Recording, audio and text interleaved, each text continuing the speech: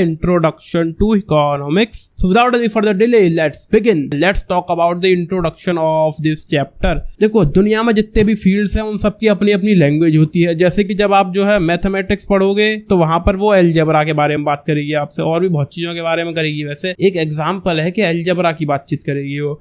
आप जब साइंस पढ़ोगे तो वहां पर बातचीत होंगी एक्सपेरिमेंट्स की। जब आप अकाउंट्स पढ़ोगे तो वहां बात होगी प्रॉफिट एंड लॉस की। इसी प्रकार से जब आप इकोनॉमिक्स पढ़ोगे तो वहां पे बात होगी demand, supply and market etcetera, इस प्रकार की कुछ चीजों की। ये है इस चैप्टर का introduction in a brief. So let's get ahead. अब आ जाता है व्हाट इज इकोनॉमी, यानी कि इकोनॉमी क्या है। इकोनॉमिक्स को जानने से पहले आपको इकोनॉमी को जानना बहुत ज्यादा इंपॉर्टेंट है। तो इकोनॉमी को अगर हम सिंपल शब्दों में समझने की कोशिश करें तो इकोनॉमी एक सिस्टम है जो आपको एक तरीका प्रोवाइड करता है काम करने का एंड उससे एक लिविंग जनरेट करने का। आप कोई काम करो, उससे पैसा कमाओ, उस पैसे से अपने खर्चे चलाओ और अपनी जिंदगी को चलाते रहो। This is economy. थोड़ा सा और आगे चलेगी तो बात आती है vital process of an economy. Economy का एक प्रोसेस होता है जिसमें होता है प्रोडक्शन, कंजप्शन एंड इन्वेस्टमेंट और कैपिटल फॉर्मेशन। पहले किसी चीज का प्रोडक्शन होता है, फिर उसका कंजप्शन होता है, फिर उससे कैपिटल फॉर्मेशन होता है। फॉर एन एग्जांपल, मैंने कोई मोबाइल फोन परचेज किया Xiaomi से, तो Xiaomi ने पहले उस मोबाइल को प्रोड्यूस करा होगा। यहाँ पे कर लें स्क्रीन के ऊपर, देखो Xiaomi ने पहले उस मोबाइल फ़ोन को प्रोड्यूस करा होगा। ज़्यादा अच्छा नहीं बना पा रहा हूँ मैं, ड्राइंग बहुत ख़राब है और ऊपर से इसके ऊपर करनी पड़ रही है तो बात ही नहीं है, कुछ बहुत मुश्किल है यार। पहले मोबाइल इन लोगों ने बनाया, इन्होंने करा प्रोडक्शन करा, फिर उन्होंने मुझे बेच दिया।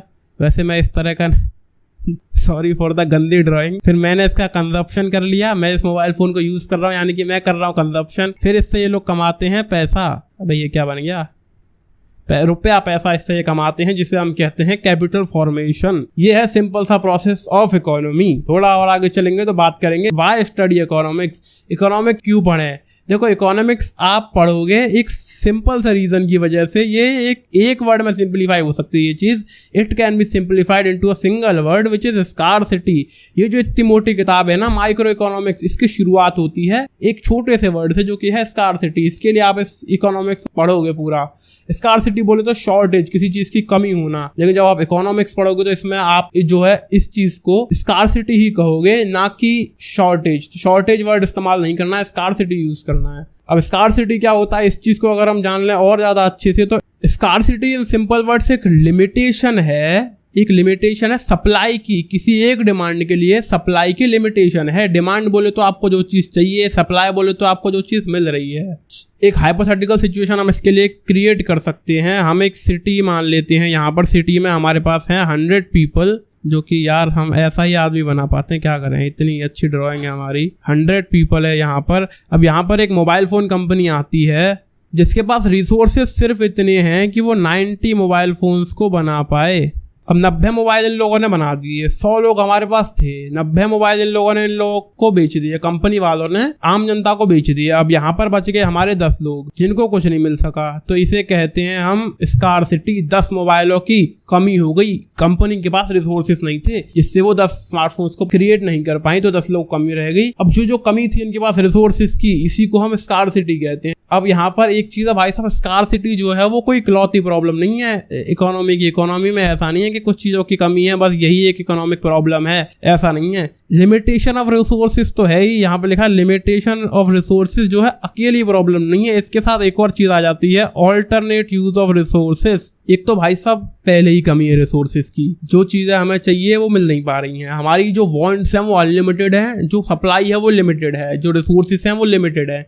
एक तो वैसी चीजें पूरी नहीं हो पा रही, चीजों की पूर्ति नहीं हो पा रही है, और ऊपर से ये और है भाई साहब एक रिसोर्स एक से ज्यादा चीजें बनाने में इस्तेमाल हो जाता है। तो ऑल्टरनेट यूज ऑफ रिसोर्सेज जो है वो भी एक बड़ी प्रॉब्लम है। तो दिक्कत है इकोनॉमिक्स में। आप मेनली दिक्कतों के बारे में ही पढ़ेंगे। अब और आगे चलोगे ना तो प्रॉब्लम की बात होगी, जो कि है इकोनॉमिक प्रॉब्लम। अब ये क्या बवाल है, अभी ये स्कार्सिटी बढ़ा था, अब ये कौन सी इकोनॉमिक प्रॉब्लम है। देखो इकोनॉमिक प्रॉब्लम जो है वो एक चॉइस की प्रॉब्लम है, जहां पर आपको अनलिमिटेड वांट्स जो हैं वो लिमिटेड रिसोर्सेज में फुलफिल करने पड़ते हैं, और तो और उन रिसोर्सेज के कुछ ऑल्टरनेटिव यूजेस भी हैं, ऐसे रिसोर्सेज जिनके बहुत सारे यूज हैं, एंड उनसे में से आपको चूज करना पड़ता है कि हम कौन सी प्रॉब्लम को सॉल्व करें इन रिसोर्सेज का इस्तेमाल करके। फॉर एन एग्जांपल आपके पास मिल्क है, यहाँ पर भी मैं एक सिचुएशन क्रिएट कर लेता हूँ मस्त सी आपको समझाने के लिए। मिल्क है फॉर एन एग्जांपल 1 लीटर। अब मिल्क से बहुत सारी चीजें बनती हैं, आप इससे टी बना सकते हैं, आप इससे कर्ड बना सकते हैं एंड आप इससे चीज बना सकते हैं। चीज बोले तो पनीर। आप ये तीनों चीजें जो है फॉर एन एग्जांपल इससे बना सकते हो। आपको ये तीनों चीज चाहिए और दूध है आपके पास सिर्फ 1 लीटर, यानी कि लिमिटेड रिसोर्सेज हैं और अनलिमिटेड वांट्स हैं। इससे भी और ज्यादा चीजें बनाई जा सकती हैं। तो आपकी वांट्स तो हैं अनलिमिटेड, ये रही वांट्स, और ये है आपके पास रिसोर्स जो कि लिमिटेड है। तो अब आपको चूज करना पड़ेगा कि आपको इन तीनों में से क्या चीज चाहिए, टी चाहिए, कर्ड चाहिए या फिर चीज चाहिए। ये है इकोनॉमिक प्रॉब्लम कि हमें चूज करना पड़ जाता है, हमें एक चीज को पाने के लिए दूसरे को छोड़ना पड़ता है। अब बात करते हैं रीजंस फॉर इकोनॉमिक प्रॉब्लम्स के बारे में। यहाँ पर वही सिंपल सी बात है, scarcity of resources, unlimited human wants and alternate uses. अब आ जाते हैं मीनिंग ऑफ इकोनॉमिक्स पर। इकोनॉमी आप पढ़ चुके हैं, इकोनॉमिक्स पढ़ेंगे। इकोनॉमिक्स एक बहुत गहरा समुंदर है जिसके अंदर अब आप डुबकी लगाने वाले हो, तो आ जाओ मेरे साथ। अब देखो, हमारी जो सोसाइटी है उसके पास है limited resources and unlimited wants. जो हमारे पास रिसोर्सेज हैं, लिमिटेड रिसोर्सेज, उनको ऐसे कैसे डिवाइड करें कि सब लोगों की नीड्स फुलफिल हो सकें। उन रिसोर्सेज से किन चीज़ों को हमें प्रोड्यूस करना है, किन चीज़ों को कितनी क्वांटिटी में प्रोड्यूस करना है, किन लोगों के लिए प्रोड्यूस करना है, ये सब चीज़ों की जो स्टडी होती है, एक सब मिला के कलेक्टिव स्टडी, इसको हम कहते हैं इकोनॉमिक्स। ये जो आपका वर्ड है इकोनॉमिक्स, इसे ही कहते हैं। ये एक सोशल साइंस है जो कि इन सब चीज़ों को स्टडी करती है। तो ये एकदम सिंपल सा एक्सप्लेनेशन था इकोनॉमिक्स का। थोड़ा आगे चलते हैं, बात आती है ब्रांचेस ऑफ इकोनॉमिक्स की, जो कि 2 हैं, micro economics and macro economics. Micro economics study करती है किसी पर्टिकुलर चीज को, किसी इंडिविजुअल यूनिट ऑफ इकोनॉमी को, लेकिन जो मैक्रो इकोनॉमिक्स है वो स्टडी करती है एकदम मास स्केल पे, लार्ज स्केल पे चीजों को, एज अ होल वो किसी चीज को स्टडी करती है, इकोनॉमी को पूरी को एज अ होल स्टडी करती है। जब आप पूरी इंडियन इकोनॉमी के बारे में पढ़ोगे तो उसे हम कहेंगे मैक्रो इकोनॉमिक्स, लेकिन जब आप इंडियन इकोनॉमी की किसी छोटी चीज के बारे में बात करोगे, उसके अंदर की कोई छोटी चीज की, तो उसे हम कहेंगे micro economics. For example, individual income, individual output, price of a commodity. किसी एक चीज के प्राइस की अगर आप बात करोगे तो उसे तो हम माइक्रो इकोनॉमिक्स के अंदर में डालेंगे, लेकिन अगर आप किसी एकदम बड़ी सी चीज की बात करोगे, एक ओवरऑल प्राइस की, कि भाई साहब महंगाई बढ़ गई, तो वो चीज आएगी मैक्रो इकोनॉमिक्स के अंदर। लेकिन कोई एक चीज महंगी हो गई तो वो आएगा माइक्रो इकोनॉमिक्स के अंदर। और कोई डाउट है तो कमेंट सेक्शन में पूछ लो, हम बिल्कुल तैयार है आपको और अच्छा एक्सप्लेन करने के लिए। अभी के लिए आगे बढ़ते हैं, बात आएगी माइक्रो और मैक्रो इकोनॉमिक्स में क्या डिफरेंस है। मैंने आपको पहले ही बता दिया है, तो वही डिफरेंस है, बड़े बड़े शब्दों में लिखा हुआ है। तो देखो, माइक्रो इकोनॉमिक्स बात करेगी आपसे डिमांड एंड सप्लाई के बारे में, एंड मैक्रो इकोनॉमिक्स जो है वो आपसे बात करेगी aggregate demand and aggregate supply के बारे में। यानी कि माइक्रो इकोनॉमिक्स तो किसी एक चीज की डिमांड और किसी एक चीज की सप्लाई की बात कर रही है, लेकिन जो मैक्रो इकोनॉमिक्स है वो पूरी इकोनॉमी को एज अ होल स्टडी कर रही है, एज अ होल आपको बता रही है, पूरी इंडियन इकोनॉमी के बारे में आपसे बातचीत करेगी मैक्रो इकोनॉमिक्स। थोड़ा और आगे बढ़ेंगे तो माइक्रो इकोनॉमिक्स बात करती है आपसे प्राइस डिटरमिनेशन के बारे में, एंड मैक्रो इकोनॉमिक्स बात करती है हम लोगों से determination of equilibrium level of income and employment के बारे में। इक्विलिब्रियम क्या होता है ये आप अपने जस्ट नेक्स्ट चैप्टर में पढ़ने वाले हो। अभी अगर बता दूं तो इक्विलिब्रियम सिंपल शब्द में होता है एक स्टेट ऑफ रेस्ट, ना हमें इसके ऊपर चाहिए ना इसके नीचे चाहिए, ना चाहिए कुछ तुमसे ज्यादा तुमसे कम नहीं। अब एकदम सस्पेंस क्रिएट हो गया होगा, इसका क्या मतलब है अगले चैप्टर में बातचीत करेंगे, अभी से क्या करना है। तो और थोड़ा बातचीत करेंगे इसमें, और आगे घुस जाते हैं,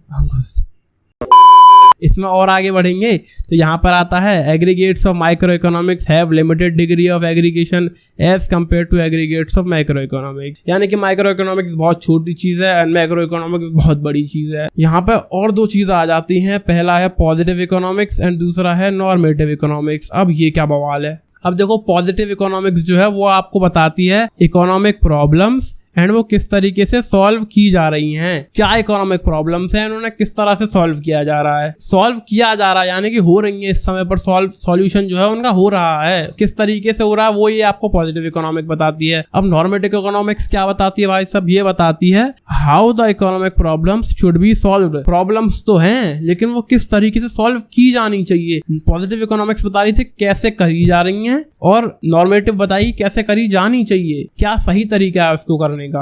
अब इस चीज को समझने के लिए जरूरी नहीं है कि हम जो है इकोनॉमिक प्रॉब्लम की बात करें, हम एक नॉर्मल प्रॉब्लम ले लेते हैं। मैं आपको एक बड़ी अच्छी सी बात बता देता हूँ इस बहाने। मान लो 2 लोग हैं, एक हो आप और एक है कोई दूसरा पर्सन। आप लोग आपस में बात कर रहे हो एंड आप लोगों के बीच में हो गई है कोई मिसअंडरस्टैंडिंग, यानी कि कोई गलतफहमी हो गई है। अब आप उसे सॉल्व कर रहे हैं आर्ग्यू करके कि ऐसा नहीं था, ऐसा था, ये नहीं था, वो था, नहीं तुम गलत कह रहे हो, मैं सही कह रहा हूँ, तुम गलत मैं सही, तुम गलत मैं सही, बहस करके। लेकिन इसका एक अच्छा सोल्यूशन हो सकता है, ऐसे नहीं होती है प्रॉब्लम सॉल्व। इसका जो सही सोल्यूशन होना चाहिए वो है अंडरस्टैंडिंग। आप लोगों को दोनों को समझने की जरूरत है एक दूसरे को, तब जाके ये जो आपकी प्रॉब्लम है सॉल्व होगी। मिसअंडरस्टैंडिंग थी, उसमें से मिस को हटा दो, MIS, तो अंडरस्टैंडिंग बैठ जाएगी, आप दोनों एक दूसरे को समझ जाओगे, मिसअंडरस्टैंडिंग क्लियर हो जाएगी। ये जो है इसका सही तरीका है, लेकिन आप इस तरीके से करने की इसको कोशिश कर रहे थे। ये पॉजिटिव इकोनॉमिक्स में इस चीज को स्टडी करा जाता है कि क्या प्रॉब्लम है, ये प्रॉब्लम है और इसे इस तरह से सॉल्व करा जा रहा है। और नॉर्मेटिव इकोनॉमिक्स जो है वो हमको ये बताएगी कि इसको इस तरीके से सॉल्व किया जाना चाहिए। तो ये हिसाब है, इसको अलग एग्जाम्पल से हमने समझने की कोशिश करी है। थोड़ा आगे चलते हैं, यहाँ पर आती है मेजर सेंट्रल प्रॉब्लम्स। इकोनॉमी के कुछ और प्रॉब्लम्स ही प्रॉब्लम्स चल रही है शुरुआत से, खैर यही पढ़ोगे आप पूरी इकोनॉमिक्स में। यहाँ पर 3 प्रॉब्लम्स आती हैं, क्या प्रोड्यूस करें, कैसे प्रोड्यूस करें और किसके लिए प्रोड्यूस करें। मैंने आपको पहले ही बताया था प्रॉब्लम ऑफ चॉइस, यानी कि selection of goods and services and quantity, कौन सी गुड्स बनाएं एंड कितनी बनाएं। अब how to produce, selection of technique, किस टेक्निक से इसको प्रोड्यूस करें। वैसे यहाँ पे मैं टी बनाना भूल गया हूँ, लो इसे टी बना दिया हमने। सिलेक्शन ऑफ टेक्निक, किस टेक्निक से बनाएं, लेबर इंटेंसिव तरीके से करें या कैपिटल इंटेंसिव तरीके से करें, किसके लिए बनाएं। Distribution of goods and services, जो भी गुड्स एंड सर्विसेज बनी उनको किन लोगों में डिस्ट्रीब्यूट करें। ये major central problems of economy है। आगे चलेंगे, अपॉर्चुनिटी कॉस्ट की बात करते हैं, ये क्या बवाल है। अब यहाँ पर भी हम एक हाइपोथेटिकल सिचुएशन जो है वो क्रिएट कर सकते हैं। मान लो आप हो, यार मैं आपको बड़ा गंदा डायग्राम बनाता हूँ, सॉरी आपका इतना गंदा डायग्राम बनाने के लिए,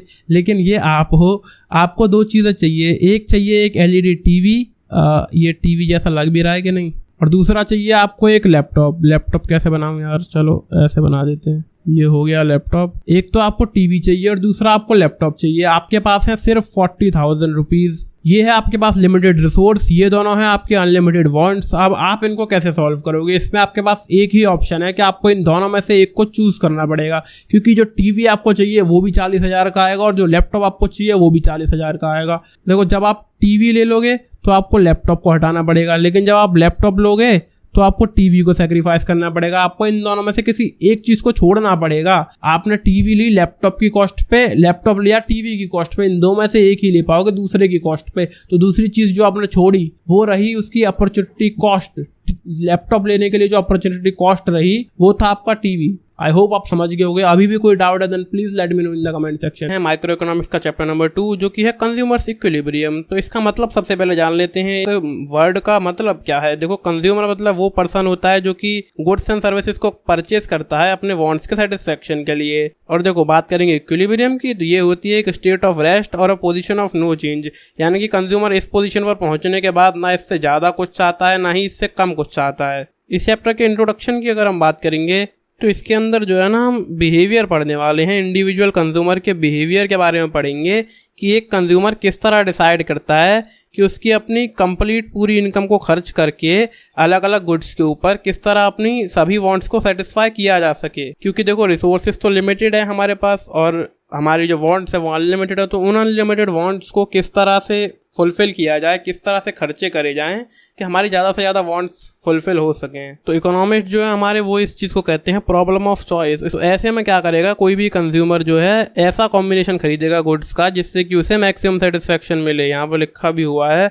ऐसा कॉम्बिनेशन जिससे कि मैक्सिमम सेटिस्फेक्शन मिल सके, वो खरीदेगा वो अपनी पूरी इनकम को खर्च करके। अब ये बेस्ट कॉम्बिनेशन हो क्या सकता है जिससे कि जो है मैक्सिमम नीड्स फुलफिल हो सके, मैक्सिमम वांट्स फुलफिल हो सके। ऐसा कौन सा बेस्ट कॉम्बिनेशन होगा, ये डिपेंड करता है उस पर्सन के लाइक्स के ऊपर। लाइक्स मतलब इंस्टाग्राम वाले लाइक्स नहीं, उसकी जो चीज़ें पसंद है उसको उस पर डिपेंड करता है। क्या चीज़ है वो खाना पीना पहनना पसंद करता है, उन चीज़ों के ऊपर डिपेंड करता है। एंड दूसरी चीज़ जो बहुत ज़्यादा जरूरी है वो है अफोर्ड क्या कर सकता है वो, what can he afford to buy, ये भी काफ़ी ज़्यादा मैटर करता है। और आगे चलोगे तो यहाँ पर एक बहुत ही जरूरी वर्ड है जो कि है यूटिलिटी। देखो, यूटिलिटी का अगर हम मतलब नॉर्मली जानेंगे तो इसका मतलब होता है यूजफुलनेस, लेकिन ये जो वर्ड है ना बड़ा नॉर्मल वर्ड है, ये चीज़ इकोनॉमिक्स में अप्लाई नहीं होती। इकोनॉमिक्स के अंदर इसका जो मतलब है वो यूजफुलनेस नहीं है। इकोनॉमिक्स में हम इसे कहते हैं the want satisfying power of a commodity. And ये एक काफी सब्जेक्टिव सी चीज होती है, ये जो है डिफर करती है from person to person, place to place and time to time. अब इसका क्या मतलब है, ये सब आप जो है चैप्टर में थोड़ा सा आगे जानोगे, और इस चैप्टर के अंदर हम मेनली जो है यूटिलिटी को ही मेजर करने वाले हैं, यही हमारा इस चैप्टर का मकसद है। तो चलिए थोड़ा सा और आगे चलते हैं। यूटिलिटी जो है दो तरह से मेजर करी जा सकती है, एक होता है कार्डिनल यूटिलिटी अप्रोच और दूसरा होता है ऑर्डिनल यूटिलिटी अप्रोच। इन दो तरह से आप यूटिलिटी को मेजर कर सकते हो, डिटेल में जान लेते हैं। अरे भैया ये क्या हो गया, वह क्या दिक्कत है यार, इसको कैसे सही करूं। ओ हो गया। देखो कार्डिनल यूटिलिटी अप्रोच के अंदर क्या होता है, हम जो है अपने सेटिस्फैक्शन को, अपनी यूटिलिटी को नापते हैं न्यूमेरिक तरीके से, न्यूमेरिकल टर्म्स के अंदर, जिसको हम कहते हैं यूटिल्स। जैसे कि आप डिस्टेंस जब मेज़र करते हो तो वो आप किलोमीटर में करते हो, आप जब किसी चीज़ का वजन तोलते हो यानी कि वेट मेज़र करते हो तो आप किलोग्राम्स में करते हो, आप जब अपने मोबाइल डेटा को नापते हो तो आप जीबी में, एमबी में नापते हो। इसी तरह से जब आप अपने यूटिलिटी को नापते हो ना, तो वो चीज़ नापी जाती है यूटिल्स के अंदर। ये बस एक सिंपल सा यूनिट है अपनी यूटिलिटी को नापने के लिए, जो कि हमारे इकोनॉमिस्ट लोगों ने बनाया है। ये बस एक एजम्पशन जैसा है, ये कोई बहुत। तो यहाँ पे आप एग्जांपल जान लेते हैं कि किस तरह यूटिलिटी मैटर करती है, किस तरह बदलती है। जैसे मैंने आपसे कहा था ना कि डिफर करती रहती है यूटिलिटी, वो कैसे करती है। अब मान लो हुआ क्या कि मैंने एक बटर स्कॉच आइसक्रीम खाई एंड मुझे काफ़ी ज़्यादा पसंद है, भाई बटर स्कॉच मेरा फेवरेट फ्लेवर है। तो अज्यूम करते हैं यहाँ पर मुझे जो है 20 यूटिल्स का सेटिस्फेक्शन मिला उससे। वो जो आइसक्रीम है 20 रुपये की थी, मुझे उससे 20 यूटिल्स का ही सेटिस्फेक्शन मिल गया, यानी कि मेरे लिए भाई साहब पूरी वसूल हो गई, वो मामला बढ़िया रहा। और वहीं पर जब मैंने चॉकलेट आइसक्रीम खाई सेम 20 रुपये की खरीद के, तो उससे मुझे सिर्फ 10 यूटिल्स का सेटिस्फेक्शन मिला, क्योंकि मुझे चॉकलेट आइसक्रीम में कम इंटरेस्ट है। तो जो चीज़ मुझे बहुत ज़्यादा पसंद थी, मेरी जो लाइक थी, मेरी जो वांट थी, जो मैंने आपको शुरू में बताया था ना कि कस्टमर के जो प्रेफरेंसेस होते हैं उसके अकॉर्डिंग मैटर करती है, ये जो यूटिलिटी है वो वेरी करती रहती है। तो मुझे बटर स्कॉच आइसक्रीम ज़्यादा पसंद थी, तो मुझे मान लो 20 यूटिल्स का सेटिस्फेक्शन मिल गया, लेकिन चॉकलेट कम पसंद थी तो जो है 10 यूटिल्स का ही मिल पाया सेटिस्फेक्शन। इस तरह से हम अज्यूम करके चल सकते हैं। अभी आगे चलोगे यहाँ पर ऑर्डिनल यूटिलिटी अप्रोच की बात करेंगे, इसमें भी लफड़ा होके रखा है। हाँ ये भी ठीक हो गया। तो यहाँ पे क्या होता है, हम यूटिलिटी को एक्सप्रेस करते हैं रैंक्स में, मतलब अपन चीज़ों को रैंक करते हैं कि कौन सी चीज़ हमारे लिए ज़्यादा अच्छी है, कौन सी बुरी है।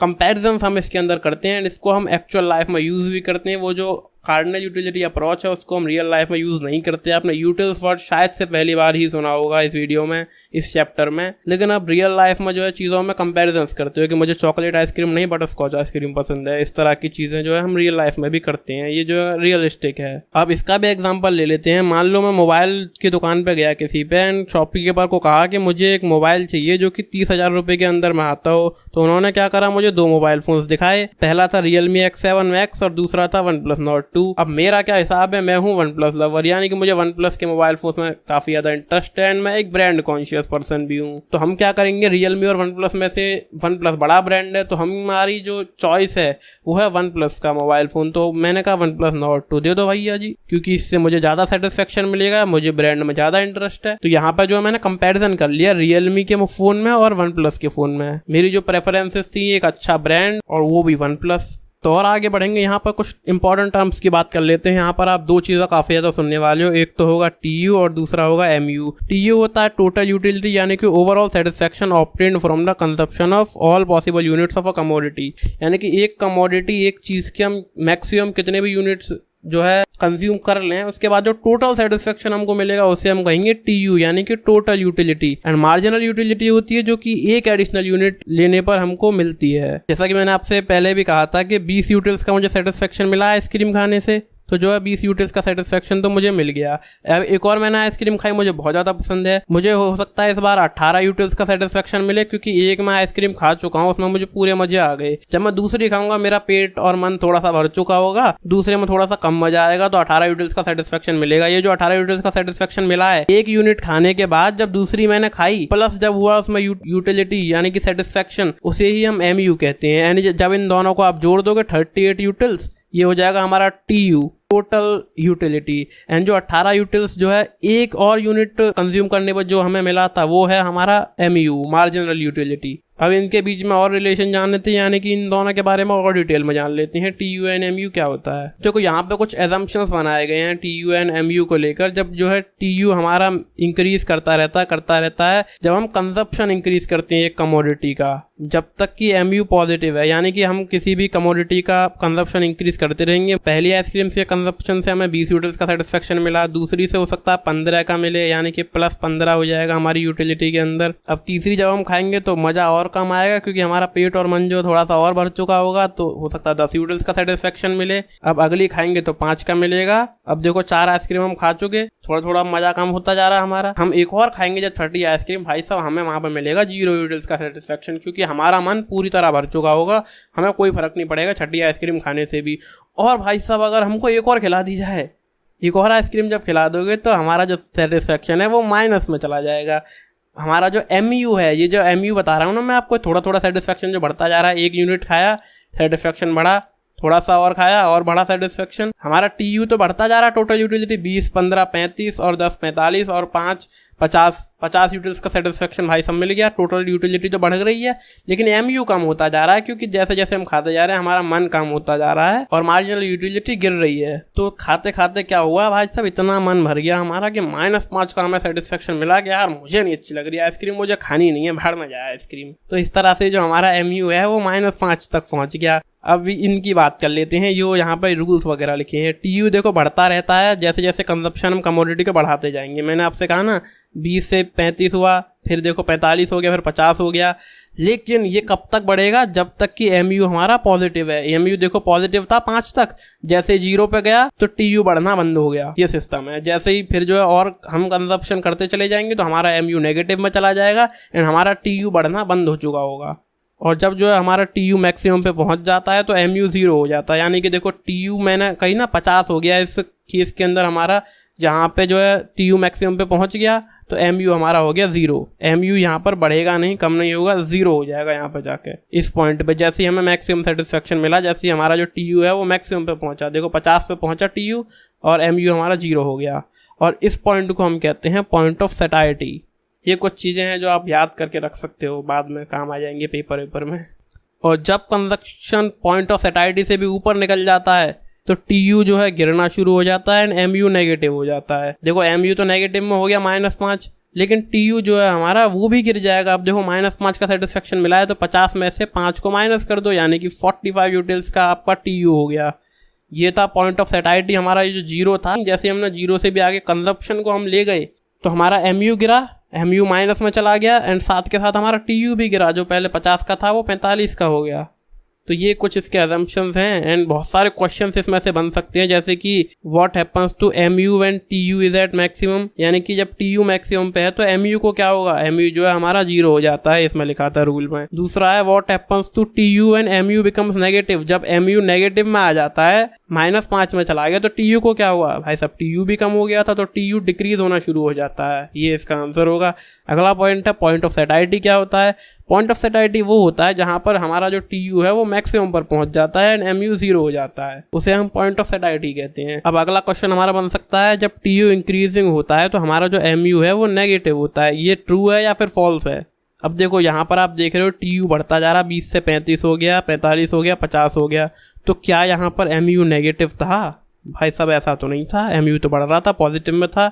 अब बताओ ये ट्रू है कि फॉल्स है, ये जो है फॉल्स है। एंड यहाँ पर अब हम 11th क्लास में आ चुके हैं तो हमारे साथ ट्रू फॉल्स के क्वेश्चंस नहीं किए जाएंगे, हमसे एक और बढ़ा दिया जाएगा इसमें क्वेश्चन, जस्टिफाई और आंसर। हमसे पूछा जाएगा क्यों, फॉल्स है तो क्यों है, ये आपको बताना पड़ेगा कि जब TU इंक्रीज कर रहा होता है तो MU हमारा पॉजिटिव होता है, इसलिए ये फॉल्स है। और जैसे चाहो वैसे रीज़न आप बता सकते हो, ये आपकी मर्जी है, अपनी मर्जी से हम आंसर बढ़िया लिख सकते हैं। चलो आगे चलते हैं, काफ़ी ज़्यादा कचरा हो गया यहाँ पर।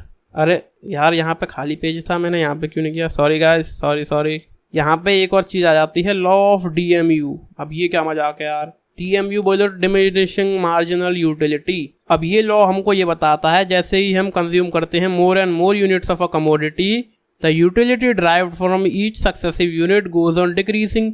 ये तो मैंने आपको पहले ही बताया था, जैसे कि 20 यूनिट्स का सेटिस्फेक्शन मिला, मैंने एक और कंज्यूम करा, एक और यूनिट, तो माइनस हो गया, जो हमारा MU है वो गिर गया, जो सेटिस्फेक्शन है एक और यूनिट लेने से वो गिर गया। देखो अगली यूनिट लूंगा तो एक और यूनिट लेने से फिर गिर गया, एक और यूनिट लूंगा तो फिर गिर गया, जो सेटिस्फेक्शन है वो। तो यही DMU कहता है हमसे, diminishing marginal utility. Marginal utility जो है वो गिरती चली जाती है जैसे जैसे हम कंजप्शन बढ़ाते हैं। ये कंजप्शन है और ये MU है। बस यही सिस्टम है। आगे चलो, अब इसमें कुछ एजम्पशंस भी हो जाते हैं। देखो, कार्डिनल मेजरमेंट ऑफ यूटिलिटी यहाँ पर होना चाहिए, यानी नंबरों में तोलना चाहिए। हम यूटिल्स में तोलेंगे तभी डीएमयू काम करता है। मॉनेटरी मेजरमेंट होना चाहिए यूटिलिटी का, यानी कि पैसों में तोला जाना चाहिए। तीसरा आता है कंजप्शन ऑफ रीजनेबल क्वांटिटी। अब एक आइसक्रीम जो है पूरी खाओ, ये जो आइसक्रीम है इसको आपको पूरा खाना पड़ेगा। ये नहीं कि आप थोड़ी सी खा लो, एक बाइट ली, दूसरी बाइट ली, तीसरी बाइट ली, इस तरह बात नहीं बनेगी। एक आइसक्रीम खाई, दूसरी खाई, फिर तीसरी खाई, इस तरह से तो बात बन जाएगी। ये रीजनेबल क्वांटिटी है, एक आइसक्रीम, दो आइसक्रीम, तीन आइसक्रीम। लेकिन आप थोड़ा सा काट के खा ले रहे हो आइसक्रीम, वो वाली बात नहीं बनेगी, वो रीजनेबल क्वांटिटी नहीं है, वहाँ पर डीएमयू काम नहीं करेगा। आप सोचोगे भाई साहब अच्छा एक बाइट लिया आइसक्रीम की, यार ये तो बढ़िया लग रही है और खाओ, दूसरी बाइट में हो सकता है आपको और ज़्यादा मज़ा आए, आपका जो एमयू बढ़ जाए। तो रीजनेबल क्वांटिटी होनी चाहिए, ये नहीं कि आपने थोड़ा सा खा लिया और यार अगला यूनिट जब मैंने लिया तो मुझे तो और ज़्यादा मज़ा आ रहा है, मेरा एमयू बढ़ रहा है, ऐसा नहीं होता। तो रीजनेबल क्वांटिटी लोगे तब ये डीएमयू काम करेगा। चौथा पॉइंट आता है कंटिन्यूअस कंजप्शन रहना चाहिए। ये नहीं कि एक आइसक्रीम आपने मॉर्निंग में खा ली और एक आइसक्रीम आपको दे दिया भाई साहब आफ्टरनून में, तो क्या होगा, मॉर्निंग में तो आपको कम मज़ा आया होगा आइसक्रीम के अंदर, हो सकता है 20 यूनिट्स का सेटिस्फेक्शन मिला हो, आफ्टरनून में हो सकता है आपको 30 यूनिट्स का सेटिस्फेक्शन मिल जाए, क्योंकि गर्मी बढ़ चुकी होगी तो और ज़्यादा मज़ा आएगा।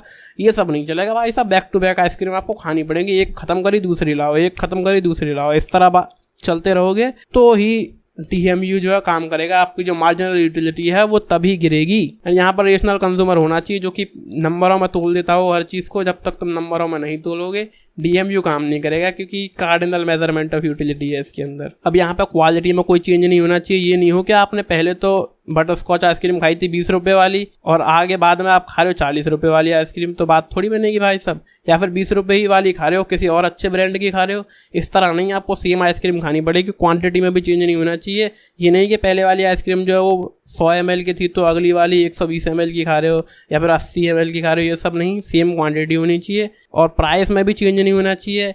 मैंने बताया ना आपको 20 रुपये और 40 रुपये वाली आइसक्रीम, तो ये चीज़ भी ध्यान रखो। और इनकम में चेंज नहीं होना चाहिए।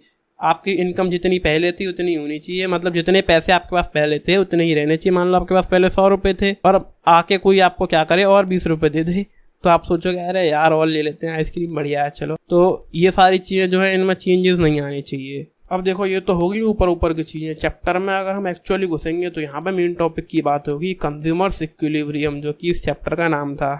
अब देखो ये वो सिचुएशन होती है जहाँ पर जो कंज्यूमर है उसको मैक्सिमम सेटिस्फेक्शन मिल रहा होता है with limited income, has no tendency to change his way of existing expenditure. जिस तरह से वो खर्चे कर रहा है, जिस तरह से अपने पैसे को खर्च कर रहा है, उससे वो बिल्कुल भी हटना नहीं चाहता, उसको वो बिल्कुल भी बदलना नहीं चाहता। उसको सेटिस्फेक्शन पूरी तरह मिल चुका है। देखो ये देख रहे हो ना, ये मान लो इसके पैसे हैं और ये इसकी यूटिलिटी है, यूटिलिटी। तो इससे ना वो नीचे जाना चाहता ना वो ऊपर जाना चाहता। वो ये नहीं चाहता कि मुझे इतने रुपए में और ज़्यादा सेटिस्फेक्शन मिल जाए, कुछ नहीं है भाई, मिलेगा ही नहीं इससे ज़्यादा, कोई चीज़ पॉसिबिलिटी नहीं है। एकदम सीधी सीधी चीज़ होती है इक्विलिब्रियम। अब इसमें देखो दो केसेस होते हैं, कंज्यूमर इक्विलिब्रियम नापना पड़ेगा हमें यहाँ पर इस चैप्टर के अंदर। पहला केस है consumer spends his entire income on a single commodity. ये भी एजम्पशंस हैं, एक ही कमोडिटी के ऊपर, यानी कि एक ही आइसक्रीम के ऊपर कंज्यूमर जो है अपना पूरा पैसा खर्च कर देता है। एक ही तरह के आइसक्रीम खाएगा, अपने पूरे 100 के 100 रुपये खर्च कर देता है। एक केस तो ये हो गया।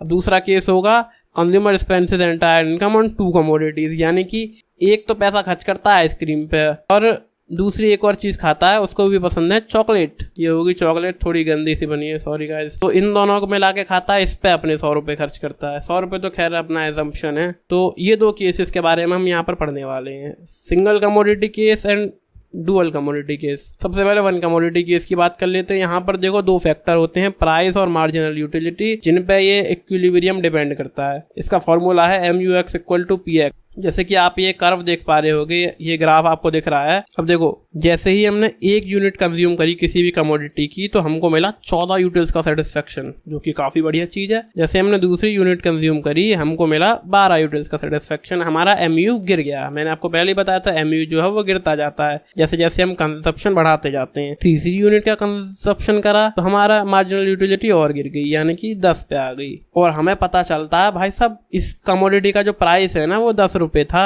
तो 10 रुपए और 10 यूटिल्स का सेटिस्फेक्शन, यानी कि MUX जो है हमारी जो मार्जिनल यूटिलिटी है वो प्राइस के बराबर हो गई। हम पहुंच गए इक्विलिब्रियम पे। जैसे हम और कंज्यूम कर लेंगे, मान लो चौथी यूनिट को जब हम कंज्यूम करेंगे तो हमारा जो MU है वो गिर जाएगा, वो 8 रुपए पे आ जाएगा, यानी कि 8 यूटिल्स पे आ जाएगा। और 10 रुपए तो हमने इसके लिए पे कर दिए थे, पैसा ज्यादा दे रहे हैं और सेटिस्फेक्शन कम मिल रहा है, इक्विलिब्रियम पे नहीं है, यानी कि हम सेटिस्फाइड नहीं है। यहाँ पर एक और यूनिट उस आदमी को आप कंज्यूम करवा दोगे 5वीं यूनिट, तो उससे सिर्फ 6 यूनिट का सेटिस्फेक्शन मिलेगा। और 10 रुपए पे करे थे, इतना भारी अमाउंट पे करें और इतना कम सेटिस्फेक्शन मिले, ऐसे तो बात नहीं बनेगी। ये जो है हमारा पॉइंट ई, यहाँ पर जो है हमें सेटिस्फेक्शन पैसे के बराबर मिल रहा है। PX मतलब price of commodity X, MUX मतलब marginal utility of commodity X। ये है हमारी सिचुएशन इक्विलिब्रियम की। यहाँ पर आदमी इक्विलिब्रियम पे पहुंच जाता है in the case of single commodity. इस चीज को आप और ज्यादा डिटेल में जानने के लिए अपनी किताब को एकदम ध्यान से पढ़ना, और इस तरह की और कर्व्स और ज्यादा एग्जांपल्स आप बना के देख सकते हो। ये चीज काफी जरूरी है, इससे आप ज्यादा अच्छा समझ पाओगे। और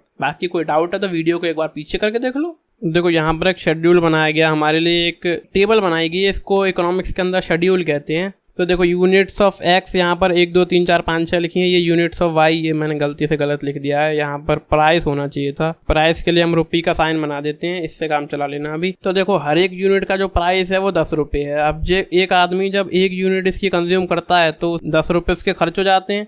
एंड MU जो है मार्जिनल यूटिलिटी से 20 मिली, 20 यूटिल्स की सेटिस्फेक्शन उसको मिल गया यहाँ से। अब जब इसको रुपीज में कैलकुलेट करेंगे कि कितना मिला हमको, तो वही 20 रुपये का सेटिस्फेक्शन मिला है हमें, 20 रुपये 20 यूटिल्स, क्योंकि यहाँ पर इकोनॉमिक्स में एक एजम्पशन है 1 रुपया इक्वल टू 1 यूटिल, यानी कि हमें यहाँ से जो सेटिस्फेक्शन है वो 20 रुपये के बराबर मिल गया 10 रुपये में। यानी कि ऐसा लग रहा है यार भाई साहब मजा आ गया यार, 10 रुपये में 20 का सेटिस्फेक्शन मिल रहा है, यानी कि और खरीदते हैं। चलो दूसरी यूनिट खरीद ली इन्होंने। हमारा जो पहले वाले केस में था MU जो है वो PX से बड़ा था, हमारे प्राइस से ज़्यादा सेटिस्फेक्शन हमको मिल रहा था, डिफरेंस था यहाँ पर 10 का। तो दूसरा यूनिट हमने खाया भाई साहब, एक और आइसक्रीम खाई, अगेन 10 रुपये की आइसक्रीम थी। अब के MU मिला हमको 16, क्योंकि थोड़ा सा मजा पहले हम ले चुके थे, तो अब के कम अच्छी लग रही है हमें आइसक्रीम, यानी 16 यूटिल्स का सेटिस्फेक्शन हमें इस बार मिला है। इस बार भी भाई साहब 16 रुपये बराबर सेटिस्फेक्शन मिल रहा 10 रुपये में। आप कहोगे यार और खाते हैं, चलो आइसक्रीम बढ़िया लग रही है, बहुत पैसा वसूल है, 10 रुपये में 16 रुपये का सेटिस्फेक्शन, एक और खा लेते हैं। एक और खाओगे, 10 रुपये दिया आपने, यहाँ पे आपको मिला 10 ही रुपये बराबर सेटिस्फेक्शन, यानी कि पैसा वसूल। आप इक्विलिब्रियम पे पहुंच जाओगे और यहाँ पे कोई डिफरेंस नहीं है MUX और PX में। MUX और PX जो ये बराबर हो चुके हैं, यही है फॉर्मूला आपके इक्विलिब्रियम का। लेकिन कोई आपको एक और आइसक्रीम खिला दे, चौथी आइसक्रीम, अगेन आपसे 10 रुपये ले ले, और इस बार आपको सेटिस्फेक्शन MU जो है वो सिर्फ 4 यूटिल्स का ही मिलेगा। आप कहोगे अरे मैया रे 10 रुपये में सिर्फ 4 रुपये बराबर सेटिस्फेक्शन, हम तो लुट गए, आज तो बर्बाद हो गए। और आपको कोई जबरदस्ती एक और खिला दे वो आइसक्रीम वाला, अरे भाई यार खाओ ना खाओ, अरे आप खाओ बढ़िया चीज़ है, तो आपसे फिर 10 रुपये ले ले। अब क्या आपको सेटिस्फेक्शन 0 यूटिल्स का बढ़ेगा कि यार फालतू पैसा बर्बाद हो रहा है, मैं नहीं ले रहा। और यहाँ पे आपको सेटिस्फेक्शन 0 यूटिल्स का मिला, 0 रुपये बराबर मिला, 10 रुपया पूरा बर्बाद। और एक और मान लो जबरदस्ती खिला दे, अबे यार खाओ ना एक और, क्या दिक्कत है, तो 10 रुपये अगेन खर्च हुए और -6 का आपको सेटिस्फेक्शन मिला कि यार 10 रुपये में -6 रुपये का सेटिस्फेक्शन मिल रहा है, तो पैसा बर्बाद है, मैं नहीं खा रहा। तो इसके बाद तो आप खाओगे नहीं, खैर कैसे भी। तो यहाँ पर बात इक्विलिब्रियम की चल रही थी।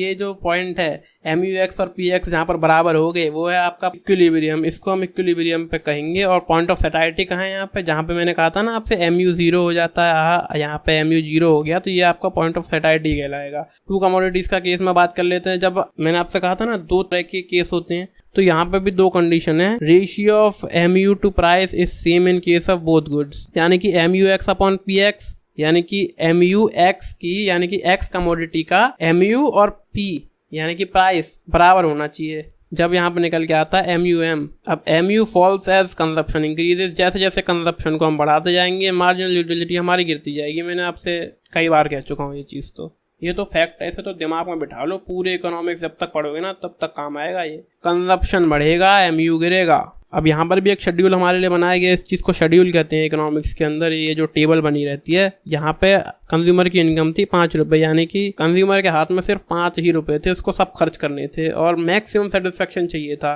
तो मान लो आपके पास 5 रुपये हैं और कमोडिटी X कमोडिटी Y, दोनों का जो प्राइस है वो 1 रुपया है। आप क्या करोगे? देखो सबसे पहले इस टेबल को देखोगे आप देखोगे कि यार एक्स कमोडिटी परचेस करने में हमें 20 यूनिट्स का सेटिस्फेक्शन मिल जाएगा। तो आप क्या करोगे, 1 रुपए से 1 यूनिट इसका ले लोगे, ठीक है। 1 यूनिट इसका ले लिया, ये गया, आपको मिल गया 20 यूनिट्स का सेटिस्फेक्शन टोटल, ठीक है। फिर आप क्या करोगे, यार अब कहाँ पे सेटिस्फेक्शन सबसे ज्यादा मिल रहा है? आप देखो यार वाई में सेटिस्फेक्शन ज्यादा मिल रहा है आपके, तो 16 यूटिल्स का सेटिस्फेक्शन है। तो अब क्या आप इसे ले लोगे, ये भी गया, 2 रुपए खर्च हो गए, बचे 3 रुपए। अब कहोगे यार और पैसा खर्च करना है हमें। अब देखोगे सेटिस्फेक्शन कहाँ ज्यादा मिल रहा है, तो एक्स के अंदर सेटिस्फेक्शन आपको 14 रुपए का मिल रहा है। तो आप क्या करोगे, आपके एक्स की यूनिट परचेज कर लोगे, ये भी गई, आपके 3 रुपए खर्च हो गए और 2 रुपए बचे। अब देखोगे यार अब क्या करें, एक और यूनिट किसकी लें, वाई की लें क्या एक्स की लें? 2 रुपए बच रहे हैं आपके पास, 2 रुपए में आप 2 चीजें खरीद सकते हो। देखो आप 1 यूनिट तो एक्स की खरीद लोगे, अब कहोगे यार 1 और रुपया बचा, आप क्या करें? सेम 12 यूनिट का सेटिस्फेक्शन मिल रहा है वाई से भी, तो आप 1 और यूनिट वाई की खरीद लोगे और मिला जुला के आपका जो पैसा है वो पूरा खर्च हो जाएगा। इनकम 5 रुपए से आपकी 0 हो जाएगी, यानी पैसा आपके पास बिल्कुल नहीं बचा होगा और सेटिस्फेक्शन आपको पूरी तरह मिल चुका होगा। पूरा सेटिस्फेक्शन ये जो मिला के 20, 16, 14 और 24 यानी कि 12, 12, 24 ये होते हैं 74 यूटिल्स का अपना टोटल सेटिस्फेक्शन ले लिया, अपना पूरा पैसा खर्च कर दिया। अब यहाँ पे भी कुछ कंडीशंस हो जाती हैं कि इक्विलिब्रियम कब माना जाएगा। MU of last rupee spend on each commodity same, यानी कि दोनों कमोडिटीज के ऊपर आपने जो लास्ट रुपी स्पेंड करा, देखो लास्ट रुपी वाई के ऊपर आपने इसी यूनिट पे खर्च करा था, इससे आपको 12 यूनिट्स का सेटिस्फेक्शन मिल रहा था, यानी MU मिल रहा था। और लास्ट रुपी आपने जब एक्स पे खर्च करा, एक्स पे आखिरी रुपया आपने कब खर्च करा था, जब आपको 12 यूनिट्स का सेटिस्फेक्शन मिला था, और ये तो दोनों बराबर है, यानी कि पहुंच गया आप इक्विलिब्रियम पे। यहाँ पे भी अगेन एक और चीज पॉइंट आ जाता है, MU falls as consumption increases, consumption बढ़ेगा तो MU गिरेगा, ये तो ऑब्वियस सी बात है। तो यहाँ पे इस केस के अंदर इक्विलिब्रियम पर आप कैसे पहुंचोगे, आप 3 यूनिट्स खरीदोगे एक्स के और 2 यूनिट खरीदोगे वाई के, आप पहुंच चुके होगे इक्विलिब्रियम पे। एक टॉपिक यहाँ पर आ जाता है जिसका नाम है MRS, marginal rate of substitution. अब ये वो रेट है जहां पर कि कमोडिटीज को सब्स्टिट्यूट करा जा सकता है दूसरे के लिए सेम लेवल ऑफ सेटिस्फेक्शन पाने के लिए। समझ नहीं पाए होगे मुझे पता है, अब फिर से समझाते हैं। इस ग्राफ को स्टडी कर सकते हैं हम इस चीज को और अच्छे से समझने के लिए। मान लो आपके पास इतने ही पैसे हैं कि आप जो है 40 यूनिट्स परचेस कर सकते हो गुड वाई के एंड 5 यूनिट्स परचेस कर सकते हो गुड एक्स के। आप चाहते हो यार मुझे एक्स के और ज्यादा यूनिट्स परचेस करने, उसके लिए मुझे क्या करना पड़ेगा, आपके पास पैसे कम है, एक्स आपको बढ़ानी है तो वाई आपको ऑब्वियसली गिरानी पड़ेगी, तो ऑब्वियस सी बात है एक्स को ज्यादा खरीदोगे तो वाई को कम खरीदना पड़ेगा। अब देखो आपने एक और यूनिट बढ़ा दिया एक्स का, उसके लिए आपको यूनिट पता कितने कम करने पड़े,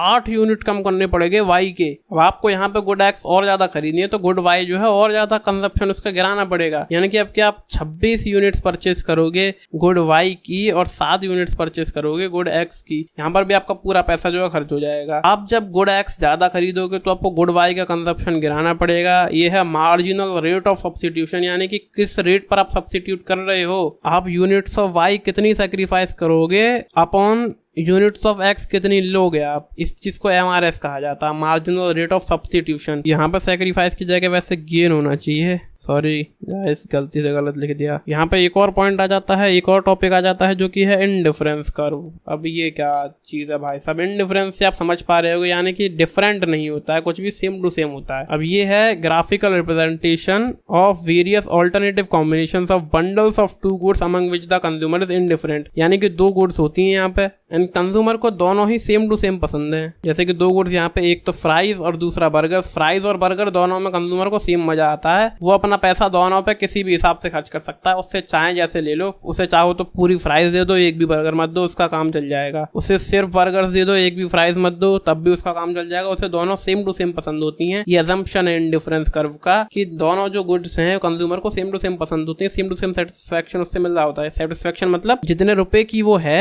उतना सेटिस्फेक्शन उससे मिल रहा होता है। यूटिलिटीज में जितने रुपए उतनी यूटिलिटी, उतने यूटिल्स की यूटिलिटी। आगे आओगे इसके कुछ असम्पशंस की बात करेंगे। सबसे पहले 2 कमोडिटीज होनी चाहिए तभी ये चीज काम करेगी। नॉन सेटाइटी, पॉइंट ऑफ सेटाइटी पे ये कभी भी नहीं पहुंचता है। ऑर्डिनल यूटिलिटी होनी चाहिए, यानी कि रैंकिंग कंपैरिजन वगैरह हम करने चाहिए, ये नहीं कि नंबरों में नाप रहे हैं, ऐसा कुछ सीन नहीं है। कंपैरिजन होना चाहिए 2 चीजों के बीच में। डिमिनिशिंग MRS होना चाहिए, मार्जिनल रेट ऑफ सब्स्टिट्यूशन जो है वो गिरता हुआ रहना चाहिए धीरे धीरे, जो कि गिरता ही रहता है। रीजनल कंज्यूमर होना चाहिए, यानी कि समझ समझदार आदमी जो कि तोल के चीजों को लेता हो, ये नहीं कि अंधा ऐसे बिना सोचे समझे ले लेता हो, सोच समझ के हिसाब लगा के लेता हो चीजों को, कंपैरिजन वगैरह करके बढ़िया तरीके से। इस तरह का कंज्यूमर होना चाहिए। अब यहाँ पे एक और पॉइंट आ जाता है मोनोटोनिक प्रेफरेंसेस। अब इसका सिंपल सा मतलब है, एक जो रेशनल कंज्यूमर होता है वो हमेशा प्रेफर करता है more of a commodity as it offers a high level of satisfaction. यानी कि कोई भी रेशनल कंज्यूमर ज्यादा से ज्यादा चीज को परचेज करना चाहता है, ज्यादा से ज्यादा। वो हमेशा यही चाहता है मेरा जो इनकम है वो बढ़ती जाए और मैं चीजें और ज्यादा परचेज करता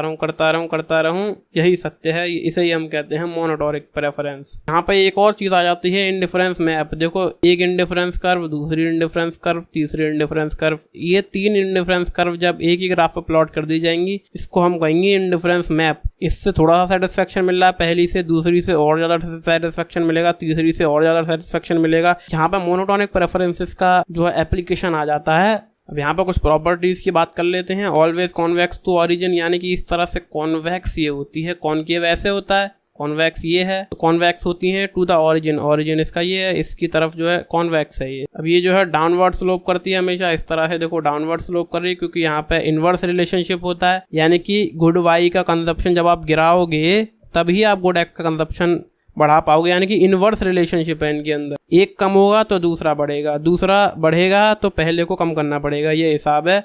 इनवर्स रिलेशनशिप है, इसीलिए जो इसका कर्व है वो डाउनवर्ड स्लोपिंग होता है, नीचे की तरफ इस तरह गिर रहा होता है इसका कर्व। एंड हायर आईसी से आपको हायर सेटिस्फेक्शन मिलता है, यानी कि ये वाली कर्व पे जब आप जाओगे तो आपको हायर सेटिस्फेक्शन मिलेगा, क्योंकि गुड वाई भी खूब परचेस कर रहे होगे, आप गुड एक्स भी खूब परचेस कर रहे होगे। एंड ये जो है लाइन है कभी भी इंटरसेक्ट नहीं करते एक दूसरे को। यहाँ पे एक और टॉपिक आता है budget line.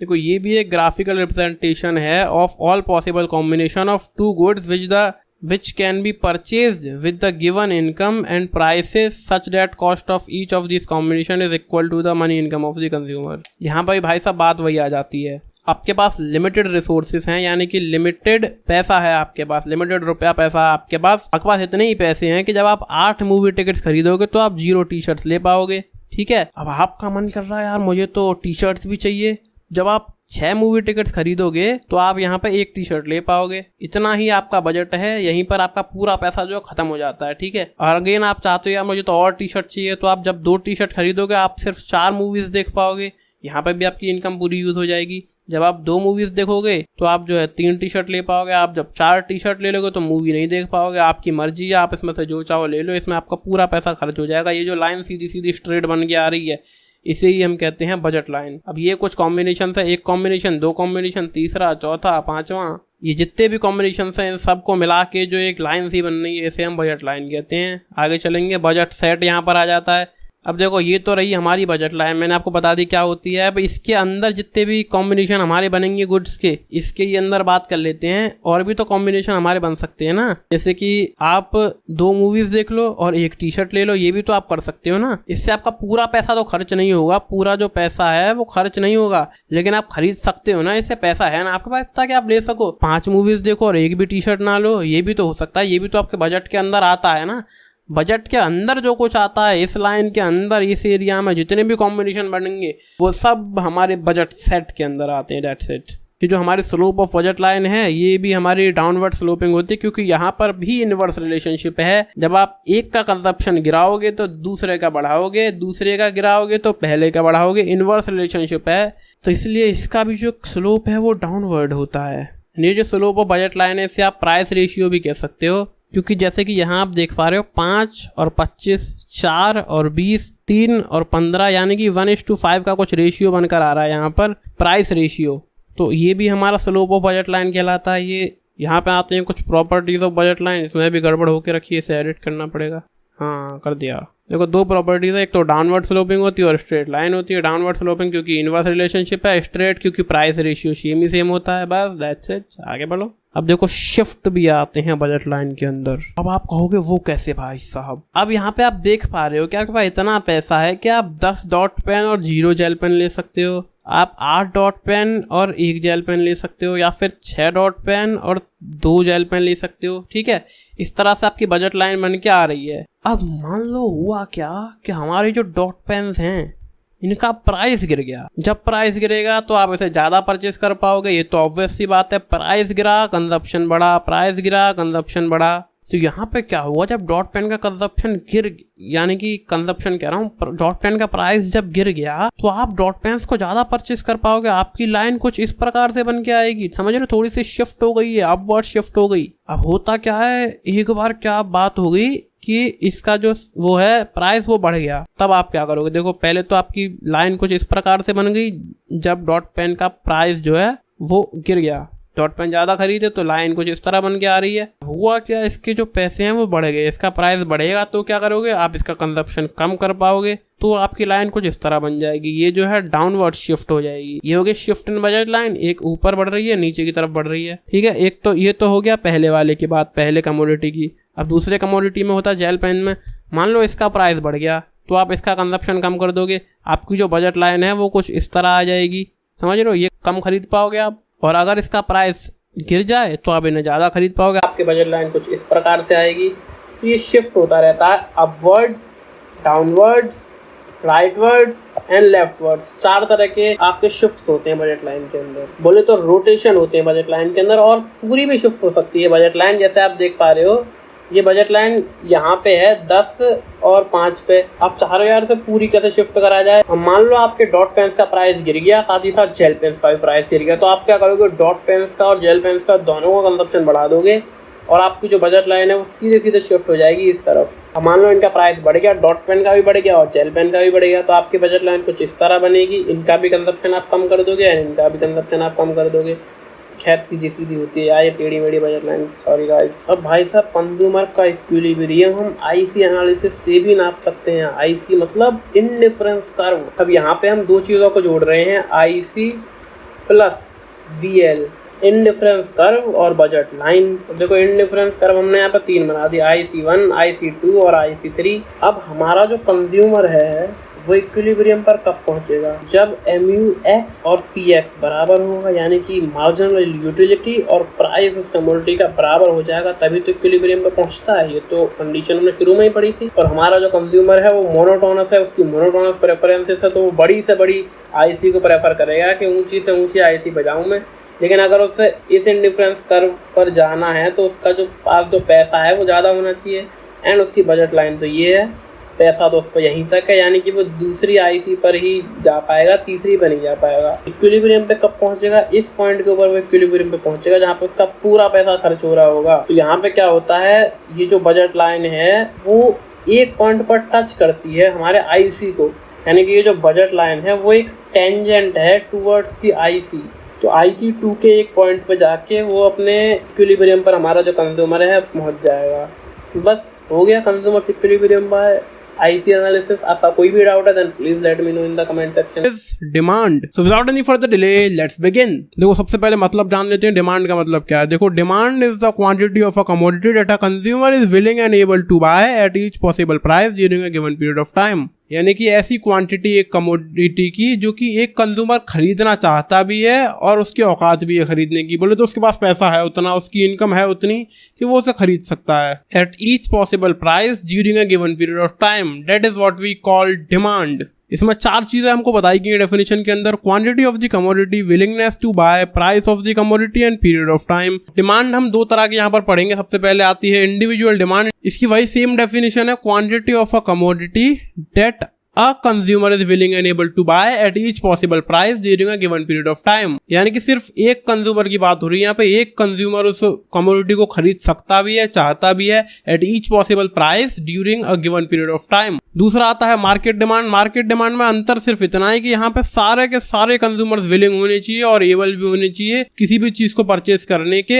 Eight each possible price during a given period of time. इस चीज को रट लेना एकदम, eight each possible price during a given period of time, क्योंकि एग्जाम में डेफिनेशन आएगी और लिखनी पड़ेगी और एग्जाम्स बहुत क्लोज हैं। हो सकता है आप में से कुछ लोग ऐसे भी देख रहे हो जिनका एग्जाम कल हो। अब आते हैं डिटर्मिनेंट्स ऑफ इंडिविजुअल डिमांड। सबसे पहले है प्राइस ऑफ गिवन कमोडिटी। अगर गिवन कमोडिटी का जो प्राइस है वो बढ़ जाएगा तो उसकी डिमांड जो वो गिर जाएगी। प्राइस अगर कम हो जाएगा तो डिमांड बढ़ जाएगी, क्योंकि प्राइस कम होगा तो लोग ज्यादा खरीदना चाहेंगे उसे, और जब प्राइस बढ़ जाएगा तो लोग सोचेंगे अबे यार पैसे नहीं है, कम ही खरीदो कम ही खरीदो। अगला पॉइंट है price of related goods, substitute and complementary goods. अब सब्स्टिट्यूट गुड्स वो होती हैं जो कि आप एक कमोडिटी को छोड़ के जब दूसरी यूज करते हो, जैसे कि टी एंड कॉफी दोनों सेम काम करती हैं लेकिन दोनों अलग अलग गुड्स हैं, तो वो दोनों जो है सब्स्टिट्यूट गुड्स हैं, एक दूसरे की जगह पर इस्तेमाल हो सकती हैं। और दूसरी कॉम्प्लीमेंट्री गुड्स वो होती हैं जो एक गुड के साथ दूसरी यूज करी जाती है, जैसे कि कार एंड पेट्रोल। कार जो है बिना पेट्रोल की नहीं चलेगी, और जो पेट्रोल है उसका बिना कार के भी कोई काम नहीं है। वैसे थोड़ा बहुत और भी यूज है उसका, लेकिन मान लो अगर पेट्रोल सिर्फ कार में ही चलता होता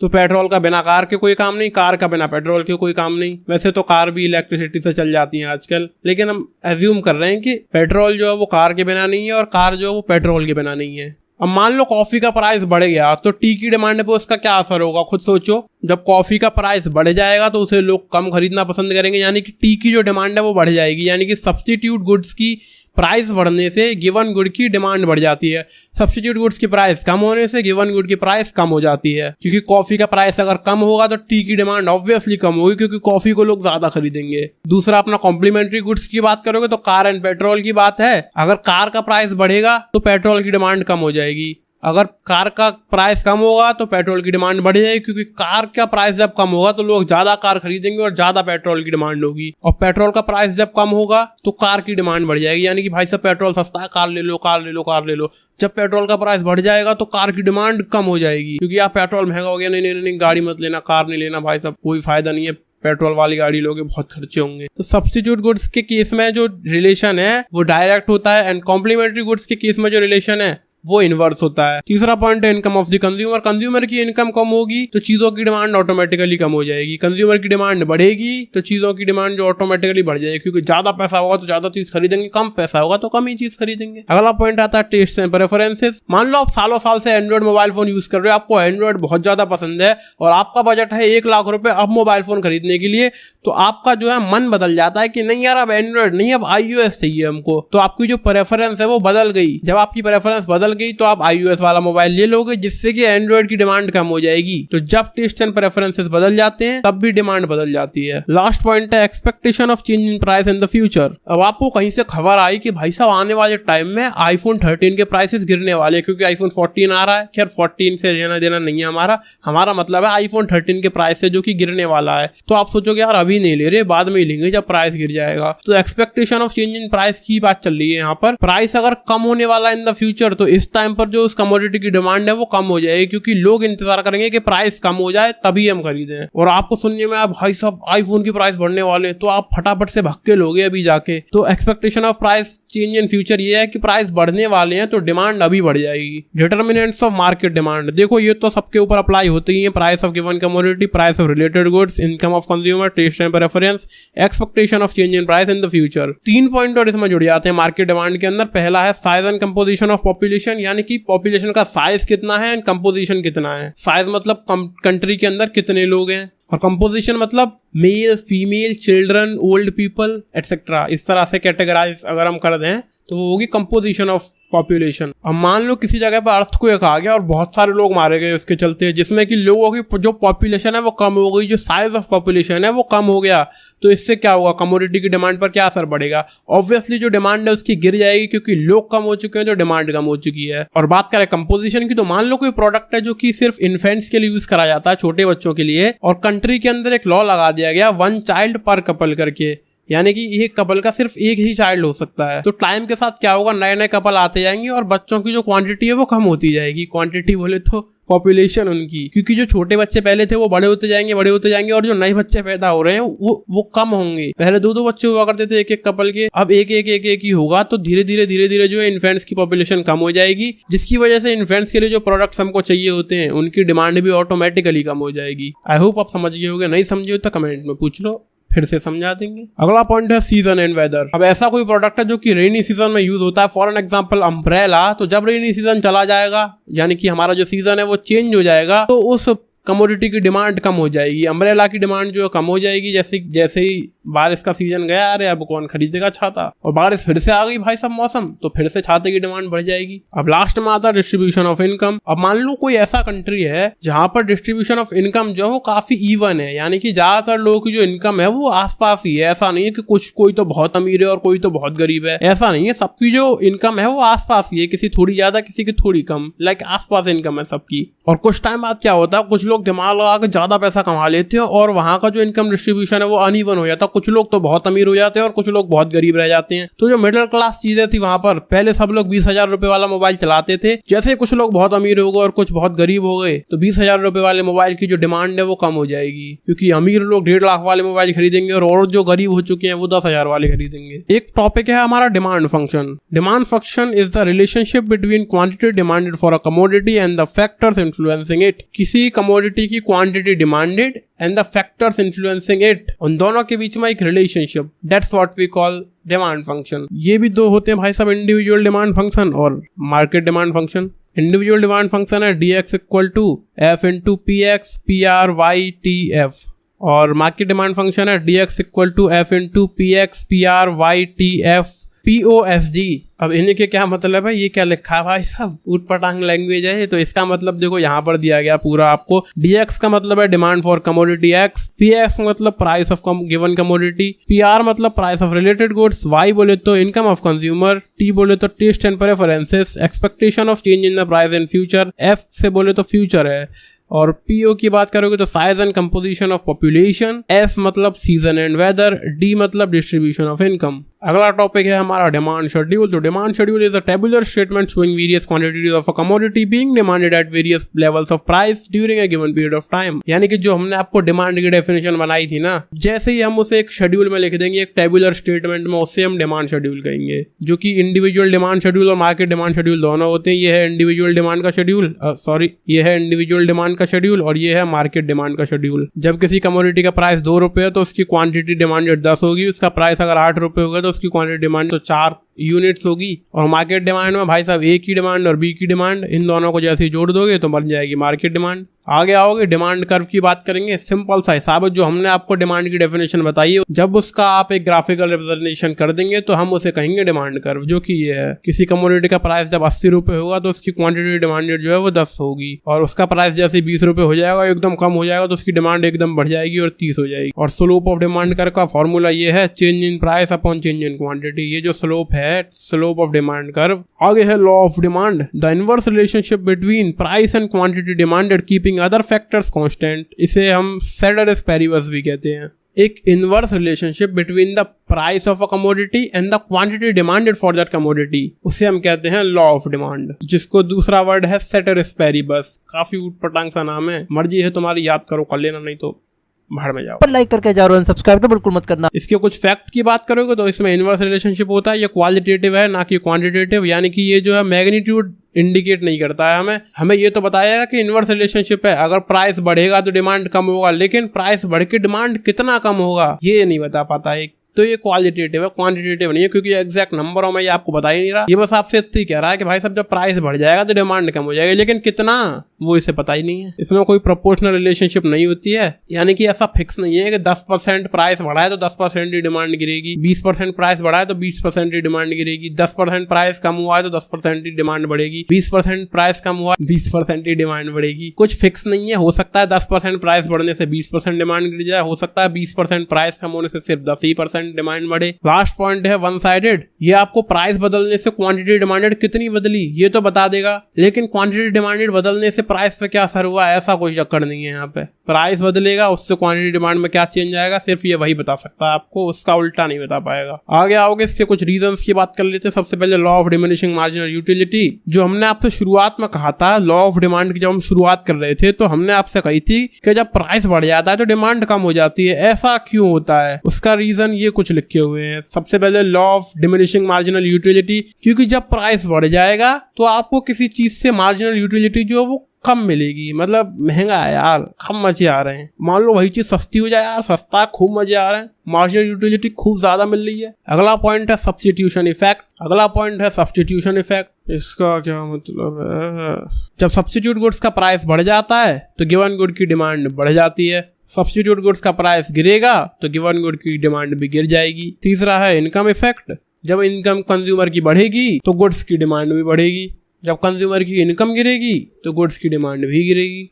आगे है एडिशनल कस्टमर्स, जब कस्टमर बढ़ जाएंगे तो डिमांड बढ़ जाएगी। लास्ट में है डिफरेंट यूजेस, कुछ कमोडिटीज ऐसी होती हैं जिनके बहुत सारे यूजेस होते हैं, जैसे कि मिल्क, इलेक्ट्रिसिटी एटसेट्रा, जब दूध महंगा हो जाएगा तो उसको कम ही चीजों में इस्तेमाल करा जाएगा, जब दूध सस्ता हो जाएगा तो उसे ज्यादा से ज्यादा चीजों में इस्तेमाल करेंगे। सेम इलेक्ट्रिसिटी का हिसाब है, इलेक्ट्रिसिटी महंगी हो जाएगी तो उसे कम चीजों में इस्तेमाल करेंगे, पंखा ही चलाएंगे, एसी नहीं। जब इलेक्ट्रिसिटी सस्ती हो जाएगी तो उससे सब कुछ चलाएंगे, गाड़ी भी इलेक्ट्रिक ही चलाएंगे।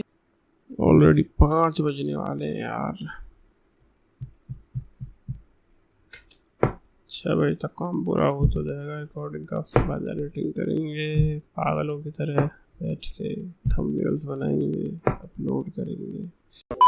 अब आते हैं exceptions to law of demand, यानी कि कुछ ऐसी चीजें हैं जो कि लॉ ऑफ डिमांड को फॉलो नहीं करती, उससे उल्टी चलती हैं। पहला पॉइंट है गिवन गुड्स। अब देखो गुड्स हमने इस चैप्टर में 3 तरह की पढ़ी हैं, नॉर्मल गुड्स, इंफीरियर गुड्स और गिवन गुड्स। गिवन गुड्स जो वो इंफीरियर से भी घटिया क्वालिटी की गुड्स होती हैं और जो हमारा कंज्यूमर है उसके ऊपर एक बहुत बड़ा पार्ट स्पेंड करता है अपनी इनकम का। तो नॉर्मल गुड्स के केस में क्या होता है, जब कंज्यूमर की इनकम बढ़ती है तो उनकी डिमांड भी बढ़ जाती है। लेकिन गिवन गुड्स के केस में क्या होगा पता है, जब कंज्यूमर की इनकम बढ़ेगी तो उनकी डिमांड कम होगी, इनकम बढ़ेगी और डिमांड कम होगी। ये क्या उल्टी बात होगी, बस इसी बात के पैसे। इसीलिए ये गिवन गुड है, इसीलिए ये एक्सेप्शन है to the law of demand, क्योंकि जब उसकी इनकम बढ़ जाएगी तो वो नॉर्मल गुड्स की तरफ शिफ्ट करना चाहेगा ना, यार मैं अच्छी गुड्स खरीदूं। अब तो पहले 10,000 वाला मोबाइल चलाता था, उसकी इनकम बढ़ गई, महंगा मोबाइल लेगा, अब तो 50,000 वाला 10,000 वाला क्यों लेगा। और मान लो उसकी इनकम फिर से कम हो गई, पहले 50,000 वाला मोबाइल चलाता था, अब की बार फिर 10,000 का ही लेगा कि नहीं यार मजा नहीं आ रहा, गिवन गुड्स ही लो, पैसे ऐसे है नहीं हमारे पास, हम नहीं ले पाएंगे महंगा गुड। दूसरा पॉइंट है स्टेटस सिंबल गुड्स। और भाई साहब यहाँ पे एकदम महंगी बातें होने वाली है मोटी पार्टी वाले लोगों की। और स्टेटस सिंबल के अंदर आ जाता है सोना, चांदी, हीरे वगैरह। जब डायमंड का प्राइस बढ़ जाएगा ना तो उसकी डिमांड बढ़ेगी, मतलब प्राइस और डिमांड एक साथ। हाँ, क्योंकि वो स्टेटस सिंबल वाली चीज है। कुछ जो मोटी पार्टी वाले लोग होते हैं ना, उनको महंगी चीजें रखने का शौक होता है, तो जब किसी चीज का प्राइस ज्यादा हो जाएगा ना तो उसे वो और ज्यादा खरीदेंगे। अरे यार हम पैसे वाले आदमी, हम महंगी चीजें खरीदते हैं। और जब डायमंड जैसी चीजों का जो प्राइस है वो गिर जाएगा, हाय हाय, फिर अमीर लोग सोचेंगे अरे हम नहीं ले रहे डायमंड, सस्ता हो गया क्यों लेंगे हम बड़े लोग हैं। तीसरा पॉइंट है फियर ऑफ शॉर्टेज। जैसे कि अभी कोरोना वायरस चल रहा था तो सुनने में आया था कि जो सिलेंडर है ना, ऑक्सीजन सिलेंडर, उनकी शॉर्टेज होने वाली, तो लोगों ने धड़ल्ले से खरीदा उनको। मतलब जरूरत नहीं थी तब भी 10-10 सिलेंडर लोगों ने खरीद के अपने घर में रख लिए कि अगर बाद में खत्म हो गया तो मामला खराब हो जाएगा, हम लोगों का क्या होगा कोई पता नहीं है। तो फियर ऑफ शॉर्टेज था कि इसकी शॉर्टेज हो सकती है इन द फ्यूचर, इसलिए उसकी डिमांड बढ़ गई। जबकि प्राइस बढ़ रहा था, ऑक्सीजन सिलेंडर का प्राइस और डिमांड एक साथ बढ़ रही थी, क्योंकि वहां पर फियर ऑफ शॉर्टेज था कि इन फ्यूचर जो इसकी शॉर्टेज हो सकती है। चौथा पॉइंट है इग्नोरेंस। किसी को पता ही ना होगा कि किसी चीज का प्राइस कम या ज्यादा होने वाला है, तो उससे कोई मतलब ही नहीं है। उसका प्राइस बढ़ भी रहा है तब भी वो खरीद रहा है, क्योंकि उसे पता ही नहीं है कि बढ़ रहा है इसका प्राइस। मान लो कोई चीज तुम पहली बार खरीद रहे हो, तुम्हें पता ही नहीं है कि ये बहुत महंगी मिल रही है यहाँ से, तो तुम खरीद ही लोगे ना। तो वहां पर प्राइस और डिमांड एक साथ बढ़ जाते हैं, प्राइस और डिमांड एक साथ गिर भी जाते हैं। अगला पॉइंट है फैशन रिलेटेड गुड्स। अब फैशन की बात आती है जहां पर, तो प्राइस कितना भी हो लोग खरीदते ही खरीदते हैं। कोई चीज अगर फैशन में चल रही है और उसका प्राइस अगर भाग रहा हो, आसमान छू रहा हो, तब भी लोग उन्हें खरीदेंगे। लेडीज तो मिल ही जाएंगी दुकानों पर खरीदने के लिए महंगी फैशनेबल चीजें। तो यहाँ पर भी प्राइस और डिमांड एक साथ बढ़ जाते हैं। अगला पॉइंट है नेसेसिटीज ऑफ लाइफ। जो कि चीजें तुम्हें खरीदनी पड़ेंगी, कुछ नेसेसिटीज हैं, आटा, दाल, चावल एक्सेट्रा। अब भाई साहब दाल का प्राइस अगर बढ़ जाता है तब भी तुम खरीदोगे, क्योंकि खरीदोगे नहीं तो खाओगे क्या। लास्ट में आता है चेंज इन वेदर। ये क्यों आता है? अब मान लो बारिश होने लगी बाहर और अम्ब्रेला का प्राइस काफी ज्यादा बढ़ गया, तब भी तुम उसे खरीदोगे, प्राइस और डिमांड एक साथ बढ़ेगा, क्योंकि बारिश हो रही है तो अब छाता तो चाहिए ही चाहिए। अब है movement along the demand curve. जब किसी कमोडिटी की डिमांड उसके खुद के प्राइस चेंज होने की वजह से बदलती है तो उसे हम कहते हैं change in quantity demanded. And उसकी वजह से हमारे डिमांड कर्व पर असर ये होता है कि उसके अंदर मूवमेंट हो जाता है। मान लो किसी चीज का प्राइस बढ़ गया, उसकी क्वांटिटी डिमांडेड कम हो जाएगी, यानी कि उसकी कम क्वांटिटी को लोग खरीदना चाहेंगे। तो मान लो प्राइस बढ़ गया तो ये जो हमारी डिमांड कर्व है कुछ ऐसे हो जाएगी, यानी कि इसमें होगा अपवर्ड्स मूवमेंट, क्योंकि प्राइस बढ़ चुका है भाई साहब, तो ऐसे ऐसे करके बढ़ती चली जाएगी ना। ये डिमांड पे क्या असर आएगा? कम होगी ऑब्वियसली, तो उसे हम कहेंगे contraction in demand. Upwards movement मतलब कॉन्ट्रैक्शन इन डिमांड और डाउनवर्ड्स मूवमेंट मतलब एक्सपेंशन इन डिमांड। जब इसका उल्टा हो जाएगा यानी कि प्राइस कम हो जाएगा तो ये जो हमारी डिमांड कर्व है कुछ ऐसी से ऐसी हो जाएगी, यानी कि इस तरफ को मूवमेंट होगा, डाउनवर्ड मूवमेंट होगा, क्वांटिटी डिमांडेड बढ़ जाएगी क्योंकि प्राइस कम हुआ है तो लोग ज्यादा खरीदना चाहेंगे। अगला पॉइंट है शिफ्ट इन डिमांड कर्व। अब शिफ्ट में क्या होता है, देखो जब किसी कमोडिटी की डिमांड चेंज होती है due to the factors other than its own price, उसके प्राइस के अलावा किसी और फैक्टर की वजह से अगर उसकी डिमांड चेंज होती है तो उसको हम कहते हैं change in demand, not change in quantity demanded, that's what will call change in demand. And उसकी वजह से होता है शिफ्ट इन डिमांड कर्व। जब डिमांड बढ़ेगी तो होगा राइटवर्ड शिफ्ट, एंड जब डिमांड कम होगी तो होगा लेफ्टवर्ड शिफ्ट। डिमांड जब बढ़ जाएगी तो ये ऐसे करके हो जाएगा, डिमांड जब कम हो जाएगी ऐसे हो जाएगी तो ये ऐसे करके हो जाएगा, लेफ्टवर्ड शिफ्ट और राइटवर्ड शिफ्ट। अगर हमारा कंज्यूमर ऐसा दारूबाज आदमी है तो अगर दारू का प्राइस बढ़ भी जाएगा तब भी वो उसे खरीदेगा ही खरीदेगा। इकोनॉमिक्स चैप्टर 4 जिसका नाम है इलास्टिसिटी ऑफ डिमांड। अब देखो पिछले चैप्टर में आपने पढ़ा डिमांड के बारे में कि किसी चीज का जब प्राइस बढ़ जाता है तो उसकी डिमांड कम हो जाती है, प्राइस कम हो जाता है तो डिमांड बढ़ जाती है। कंज्यूमर की इनकम जब बढ़ जाती है तो डिमांड भी बढ़ जाती है, इनकम कम होती है तो डिमांड भी कम हो जाती है। आपने ये तो पढ़ा था कि डिमांड बढ़ती है और डिमांड कम होती है, लेकिन आखिर कितनी, वो चीज आप इस चैप्टर में पढ़ने वाले हो। डिमांड का मतलब तो आपको पहले ही पता है, इलास्टिसिटी का मतलब है सेंसिटिविटी ऑफ डिमांड। हमारी डिमांड चेंज होगी तो आखिर कितनी होगी, बस वही इस चैप्टर के अंदर हम पढ़ने वाले हैं। सो without any further delay let's begin. सबसे पहले इस चैप्टर के अंदर कुछ शॉर्ट फॉर्म्स दी हुई होंगी, उनका मतलब जान लो। ईडी मतलब इलास्टिसिटी ऑफ डिमांड, क्यू मतलब initial quantity, Q1 new quantity, P initial price, P1 new price. ये डेल्टा का साइन है, डेल्टा क्यू बोले तो new quantity demanded, delta P बोले तो न्यू प्राइस।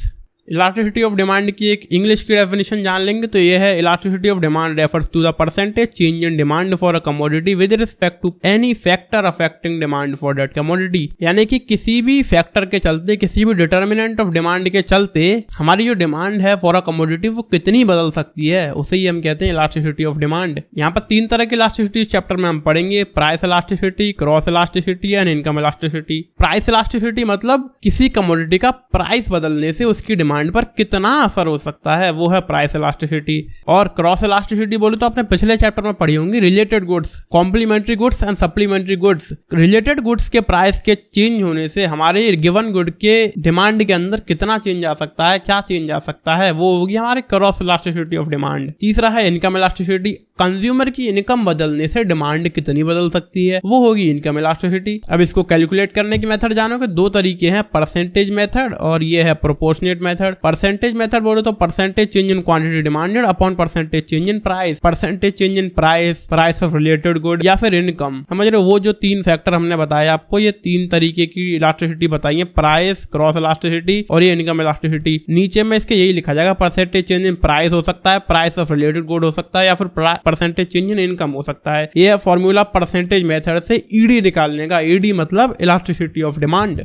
और दूसरा मेथड है हमारा प्रोपोर्शनेट मेथड, उसके अंदर सिंपल सा हिसाब ये है कि new quantity upon new price into old price upon old quantity, बोले तो initial price upon initial quantity. ये इसका फॉर्मूला। प्राइस की जगह पर आप यहाँ पर इनकम रख सकते हो, प्राइस ऑफ रिलेटेड गुड्स रख सकते हो। हमने आपको इनके फॉर्मूले बता दिए, इनके मतलब बता दिए। अपनी किताब खोलो, इलास्टिसिटी ऑफ डिमांड चैप्टर के पीछे जाओ, बहुत सारे न्यूमेरिकल्स आपको दे रखे हैं, उनके सॉल्यूशंस भी दे रखे हैं, वहां पर जाओ और इनकी ज्यादा से ज्यादा प्रैक्टिस करो। वैसे बहुत ज्यादा बाहरी चीज तो है नहीं, थोड़ी सी प्रैक्टिस करोगे तो आपका काम चल जाएगा, एग्जाम के लिए तैयारी हो जाएगी, फ्यूचर के लिए आपको समझ में आ जाएगा। तो अब जरूरी है कि आप किताब पढ़ें। इलास्टिसिटी को और डिटेल में जानोगे तो degrees of elasticity of demand यहाँ पर होती है, एक परफेक्टली इलास्टिक, दूसरा परफेक्टली इनइलास्टिक, तीसरा हाईली इलास्टिक, चौथा लेस इलास्टिक और 5वां होता है यूनिटरी इलास्टिक डिमांड।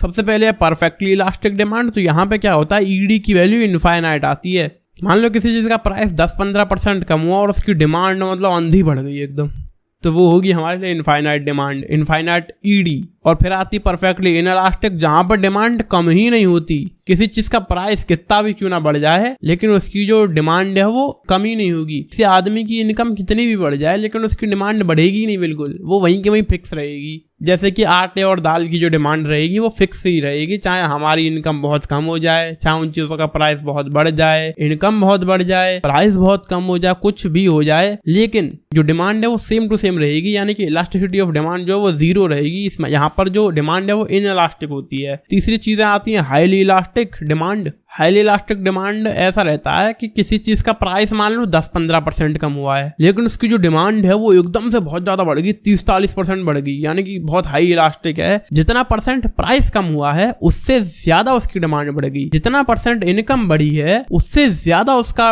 डिमांड बढ़ गया, जितना परसेंट कॉम्प्लीमेंट्री गुड का प्राइस कम हुआ है उससे ज्यादा हमारे गिवन गुड की डिमांड बढ़ गई। समझ पा रहे हो ना? मतलब जितना परसेंट हमारे फैक्टर में चेंज आया उससे ज्यादा चेंज आ गया हमारी डिमांड के अंदर, तो वो होगा हाईली इलास्टिक। और लेस इलास्टिक इसका वाइस वर्सा है, बिल्कुल उल्टा, यानी कि हमारे फैक्टर के अंदर जितना परसेंट चेंज आया है उससे कम चेंज आता है डिमांड के अंदर। That's what we call less elastic demand. और यूनिटरी इलास्टिक जहां पर ईडी जो है वो एक होती है, इसका सिंपल मतलब ये है कि जितना परसेंट हमारा प्राइस कम हुआ है उतनी ही परसेंट हमारी डिमांड बढ़ेगी, जितना परसेंट कॉम्प्लीमेंट्री गुड का प्राइस कम हुआ उतनी ही परसेंट डिमांड बढ़ेगी फॉर द गिवन गुड, जितना परसेंट सप्लीमेंट्री गुड का प्राइस बढ़ा उतना ही परसेंट डिमांड बढ़ेगी फॉर द गिवन गुड, जितना परसेंट हमारी इनकम बढ़ी उतनी ही परसेंट डिमांड बढ़ेगी for the given good. I hope आप समझ गए होंगे। नहीं समझे हैं तो वीडियो को एक बार पीछे करके देख लो। अब आते हैं कुछ factors affecting price elasticity of demand, nature of commodity, availability of substitutes, income level, level of price, postponement of consumption, number of uses, share in total expenditure, time period, habits. ये कुछ फैक्टर्स हैं, explain कर देते हैं यार इन्हें। चलो इतना कह रहे हो तो कर ही देते हैं। सबसे पहले है नेचर ऑफ कमोडिटी, यानी कि वो कमोडिटी कैसी है उसके ऊपर डिपेंड करता है कि उसकी इलास्टिसिटी ज़्यादा होगी या फिर कम होगी। जैसे कि अगर दवाइयाँ हैं तो दवाइयों का प्राइस अगर बहुत ज़्यादा बढ़ भी जाएगा तब भी लोग उन्हें खरीदेंगे ही खरीदेंगे, उनकी डिमांड पर असर नहीं होगा, वो लेस इलास्टिक ही रहेगी उसकी डिमांड। अब ऐसे में कोई ऐसी कमोडिटी है जिसका प्राइस बहुत ज़्यादा बढ़ जाने से लोगों पर असर हो जाता है, अरे नहीं यार अब नहीं खरीद रहे, अब कम ही खरीद लेते हैं, और प्राइस एकदम कम हो जाता है तो लोग खरीदते हैं, अरे अरे अरे ज़्यादा खरीद लेते हैं यार। तो नेचर ऑफ कमोडिटी वो है। दूसरा आता है अवेलेबिलिटी ऑफ सब्स्टिट्यूट्स, जो गुड है हमारी जो कमोडिटी है गिवन कमोडिटी, उसके सब्स्टिट्यूट कितने हैं उस पर भी डिपेंड करती है उसकी ईडी, इलास्टिसिटी ऑफ डिमांड। तीसरा है इनकम लेवल, हमारी इनकम कितनी है। मान लो हमारी इनकम है 1 करोड़ रुपए महीने और हम मोबाइल चलाते हैं 20,000 रुपए वाला, और अगली बार जब हमें मोबाइल लेना हुआ तो उसका प्राइस 20 से 30,000 रुपए हो गया, हम पे क्या असर हो जाएगा? कुछ नहीं, हम तो फिर भी खरीदेंगे। लेकिन अगर किसी की इनकम है 50,000 रुपए महीने और वो 20,000 रुपए का मोबाइल चलाता है, तो अगली बार जब उसे मोबाइल लेना हो और वो 30,000 का हो जाए तो वो सोचेगा यार लूं कि ना लूं, लोन लेना पड़ जाएगा, सेविंग्स खर्च हो जाएंगी। समझ रहे हो? तो इनकम लेवल पर भी डिपेंड करता है। आगे है लेवल ऑफ प्राइस। अब मान लो किसी चीज का प्राइस 2 या 3 रुपए था पहले और अब जाके 5 रुपए हो गया, तो क्या हम पे उसको खरीदने में असर हो जाएगा? ज्यादा बहुत ज्यादा फर्क पड़ जाएगा? 3 रुपए की बजाय हम उसे 5 में भी खरीद लेंगे, इतनी कोई बड़ी बात नहीं है। लेकिन अगर कोई चीज मैंने आपको जैसे मोबाइल का एग्जाम्पल दिया वो 20,000 का था और 30 का हो गया तो उससे कम लोग खरीद पाएंगे, लेकिन 3 रुपए की चीज को 5 रुपए में ज्यादातर लोग खरीद लेंगे। तो लेवल ऑफ प्राइस पर भी डिपेंड करता है ये चीज। आगे है पोस्टपोनमेंट ऑफ कंजप्शन। अगर कोई ऐसी चीज है जो हमें अर्जेंटली चाहिए, जैसे कि दवाइयाँ, अगर हम आज बीमार है तो हमें आज ही दवाई चाहिए, चाहे इसका प्राइस कितना भी क्यों ना हो, हमें लेनी पड़ेगी। लेकिन मैंने आपको मोबाइल का एग्जांपल दिया था कि यार मोबाइल महंगा है 30,000 का, अभी सेल आने वाली है अगले महीने, तब लेंगे। समझ रहे हो? तब सस्ता मिलेगा तो उसे ले सकते हैं। पोस्टपोनमेंट ऑफ कंजम्पशन हम मोबाइल फोन में तो कर सकते हैं लेकिन मेडिसिन में नहीं, तो इसीलिए मोबाइल की डिमांड की इलास्टिसिटी जो है वो ज्यादा होगी और मेडिसिन की डिमांड की इलास्टिसिटी कम होगी। आगे है नंबर ऑफ यूजेस। अगर कोई ऐसी कमोडिटी है जिसके बहुत ज्यादा यूजेस हैं, जैसे कि मिल्क, तो उसकी जो इलेक्ट्रिसिटी ऑफ डिमांड है वो हाई होगी। मान लो दूध से हम बहुत सारी चीजें बनाते थे, चाय बनाते थे, मिठाइयाँ बनाते थे, दही बनाते थे, रायता बनाते थे और न जाने क्या क्या बनाते थे, और दूध का प्राइस एकदम से बढ़ गया तो हम क्या करेंगे यार, कम चीजें बनाते हैं, ऐसा करते हैं चाय बना लेते हैं, दही वही बना के क्या करेंगे, चाय बना के एक बार की चाय हो जाए बस बहुत है। प्राइस अगर बढ़ेगा तो डिमांड पे असर हो जाएगा। लेकिन अगर कोई चीज ऐसी है जिसके यूजेस बहुत कम होते हैं तो उसकी जो इलेक्ट्रिसिटी ऑफ डिमांड है वो कम होगी, मतलब उसका प्राइस बढ़ जाएगा तब भी हम लेंगे, प्राइस कम हो जाएगा तब भी हम लेंगे। लेकिन दूध के मामले में और बिजली के मामले में हम ऐसा करेंगे, प्राइस ज्यादा तो डिमांड कम और प्राइस कम तो डिमांड ज्यादा। आगे आता है शेयर इन टोटल एक्सपेंडिचर। हम अपने टोटल एक्सपेंडिचर में से कितना पार्ट उस कमोडिटी के ऊपर खर्च करते हैं ये भी डिपेंड करता है। आगे है टाइम पीरियड, यानी कि अभी क्या टाइम चल रहा है। अगर अभी बारिश का मौसम है और छाते का प्राइस ज्यादा भी है तब भी हमें खरीदना पड़ेगा। लेकिन बात मोबाइल फोन की है तो यार कोई बात नहीं, अगले महीने सेल में ले लेंगे, ये भी ठीक है। और अगला पॉइंट है हमारा हैबिट्स। हमारे कंज्यूमर की हैबिट्स पर भी डिपेंड करता है कि किसी कमोडिटी की जो इलास्टिसिटी है वो ज्यादा होगी या फिर कम होगी। अगर हमारा कंज्यूमर ऐसा दारूबाज आदमी है तो अगर दारू का प्राइस बढ़ भी जाएगा तब भी वो उसे खरीदेगा ही खरीदेगा। लेकिन अगर वो कभी कभी दारू पीता है तो जब प्राइस बढ़ जाएगा तो कम खरीदेगा, खत्म। तो आज हम ये शुरू कर रहे हैं जो कि है statistics for economics without any further delay. Let's begin. मतलब शुरू करने से पहले ही बता दे रहा हूँ आपको, ये छोटा सा चैप्टर है, इसको 10-15 मिनट में खत्म करते हैं हम। तो मेरी आंखों में आंखें डाल लो और कानों में ईयरफोन्स डाल लो and without any further delay let's begin. ये है इंट्रोडक्शन टू स्टैटिस्टिक्स। अब ये जो इकोनॉमिक्स है, स्टैटिस्टिक्स ऑफ इकोनॉमिक्स, ये जो है कोई बहुत पुरानी चीज नहीं है। 1776 में एडम स्मिथ ने एक किताब लिखी थी जिसका नाम है an inquiry into the nature and causes of wealth of nations. इस किताब से जो है हम ट्रेस कर सकते हैं स्टार्टिंग ऑफ इकोनॉमिक्स को, कि यहाँ से जो है इकोनॉमिक्स शुरू हुई थी। जो स्टडी है, जो इकोनॉमिक्स है, यहीं से शुरू हुई थी जब इन्होंने ये किताब लिखी थी। अब जैसे जैसे ह्यूमन एक्टिविटीज जो है बढ़ती गई, यहाँ पर लिखा भी हुआ है, ह्यूमन एक्टिविटीज जैसे जैसे बढ़ी वैसे वैसे जो है स्कोप ऑफ इकोनॉमिक्स भी बढ़ता गया, ईयर बाय ईयर बढ़ता चला गया। थोड़ा सा और इसको डिटेल में जानेंगे तो यहाँ पर जो इकोनॉमिक्स, ये जो वर्ड है, आप वर्ड देख पा रहे हो इकोनॉमिक, ये डिराइव हुआ है 2 ग्रीक वर्ड से। पहला है ओकियोस एंड दूसरा है नेमियन। ओकियोस का मतलब होता है अ हाउस एंड नेमियन का मतलब होता है टू मैनेज। तो इकोनॉमिक्स का मतलब हो गया हाउस होल्ड मैनेजमेंट। एंड पहले से जो है पॉलिटिकल इकोनॉमी भी कहा जाता था, तो ये पुरानी बातें हो गई और अब जो है इसे हाउस होल्ड मैनेजमेंट हम कह सकते हैं। थोड़ा सा और आगे चलेंगे तो यहाँ पर इकोनॉमिक्स का मतलब आ जाता है, इकोनॉमिक्स का जो है क्या मीनिंग है। देखो इसके 4 मेनली मीनिंग्स आपको इस चैप्टर में लिखे गए हैं। पहला है वेल्थ डेफिनेशन, दूसरा है वेलफेयर डेफिनेशन, तीसरा है स्कार्सिटी डेफिनेशन एंड चौथा है ग्रोथ डेफिनेशन ऑफ इकोनॉमिक्स। ये 4 प्रकार की डेफिनेशंस आपको दी गई हैं। इन चारों डेफिनेशंस को और ज्यादा अगर हम डिटेल में जानना चाहेंगे तो अगली स्लाइड पर हमें जाना पड़ेगा। शुरुआत करते हैं वेल्थ डेफिनेशन से। देखो according to Adam Smith, economics जो है वो साइंस है वेल्थ की, जो वेल्थ को स्टडी करती है। एंड एडम स्मिथ के अकॉर्डिंग जो है वेल्थ पैसा नहीं होता। ऑर्डिनरी लैंग्वेज में तो हम कहेंगे वेल्थ मींस मनी, लेकिन इकोनॉमिक्स में ये जो टर्म है वेल्थ, इसका मतलब होता है those goods which satisfy human wants, यानी कि वो चीज है जो ह्यूमन वांट्स को सेटिस्फाई करती हैं, उन्हें हम वेल्थ कहते हैं in the study of economics. अब एडम स्मिथ के अकॉर्डिंग अगर हम बात करें तो जो प्रॉब्लम्स अराइज होती हैं in wealth getting and wealth using activities, जो भी लोग एक्टिविटीज करते हैं पैसा कमाने के लिए, यानी कि गुड्स को बनाने के लिए और गुड्स को इस्तेमाल करने के लिए, उनके बीच में जो प्रॉब्लम्स आती हैं उन्हीं की स्टडी को इकोनॉमिक्स कहते हैं हम, according to Adam Smith uncle. जो ये जो अंकल है हमारे, वैसे इन्हें आप सर भी कह सकते हो पर हम यहाँ पर इन्हें अंकल कहेंगे। अब हमारे ये अंकल मेनली इंटरेस्टेड रहते थे उन चीजों को स्टडी करने में जिससे कि जो वेल्थ ऑफ ऑल नेशंस है वो इंक्रीज करी जा सके, हर नेशन की वेल्थ को बढ़ाया जा सके, ऐसी चीजों में ये इंटरेस्ट रखते थे हमारे एडम स्मिथ अंकल। आगे बातचीत करेंगे। यो है welfare definition according to Alfred Marshall uncle. इनको भी अंकल बोलेंगे हम, ये हैं हमारे Alfred Marshall uncle. Alfred Marshall के अकॉर्डिंग जो है इकोनॉमिक्स है स्टडी ऑफ अ मैन, एक आदमी पैसा कैसे कमाता है और उसको कैसे खर्च करता है, इसकी स्टडी को इकोनॉमिक्स कहते हैं according to Alfred Marshall, not according to me. अब एल्फ्रेड मार्शल ने एक और चीज कही थी, तो जो primary objective and end of economics है वो है the promotion of material welfare, यानी कि मटेरियल वेलफेयर, लोगों के लिए गुड्स एंड सर्विसेज जो होती हैं, हम जिन सर्विसेज का, जिन गुड्स का फायदा लेते हैं, उस तरह की वेलफेयर को प्राइमरी ऑब्जेक्टिव कहा था इकोनॉमिक्स। अब होता क्या है वो आगे पता चल जाएगा, लेकिन इनने यही कहा था हमारे एल्फ्रेड मार्शल सर ने, एल्फ्रेड मार्शल अंकल। आगे चलेंगे, तीसरे अंकल आएंगे जो कि हैं हमारे लियोनल रॉबिन्स। इन्होंने इसकी डेफिनेशन लिखी थी स्कार्सिटी डेफिनेशन ऑफ इकोनॉमिक्स। अब लियोनल रॉबिन्स के अकॉर्डिंग थी इकोनॉमिक्स एक साइंस जो कि स्टडी करती है, जो कि पेन चल जाए यार, जो कि स्टडी करती है human behaviour as a relationship between ends and scarce means which have alternative uses. और आसान भाषा में समझने की अगर हम इस चीज को कोशिश करेंगे तो इनकी डेफिनेशन जो है हमें सिर्फ 3 चीजें बताती थी, unlimited wants, scarcity of resources and alternative uses of resources. ये 3 प्रॉब्लम्स थी जो कि इनकी डेफिनेशन जो है डिफाइन करती थी, the scarcity definition of economics. आगे बढ़ेंगे, चौथे अंकल आ जाते हैं जो कि सबसे ज्यादा इंपॉर्टेंट है। इन्होंने इनकी डेफिनेशन बनाई थी इकोनॉमिक्स की ग्रोथ ओरिएंटेड डेफिनेशन। इनकी जो डेफिनेशन है उसी को आज के टाइम पर माना जाता है। इनने करी थी असली पते की बात, वो क्या करी थी उसे जान लेते हैं। ये अंकल है हमारे प्रोफेसर सैमुअलसन।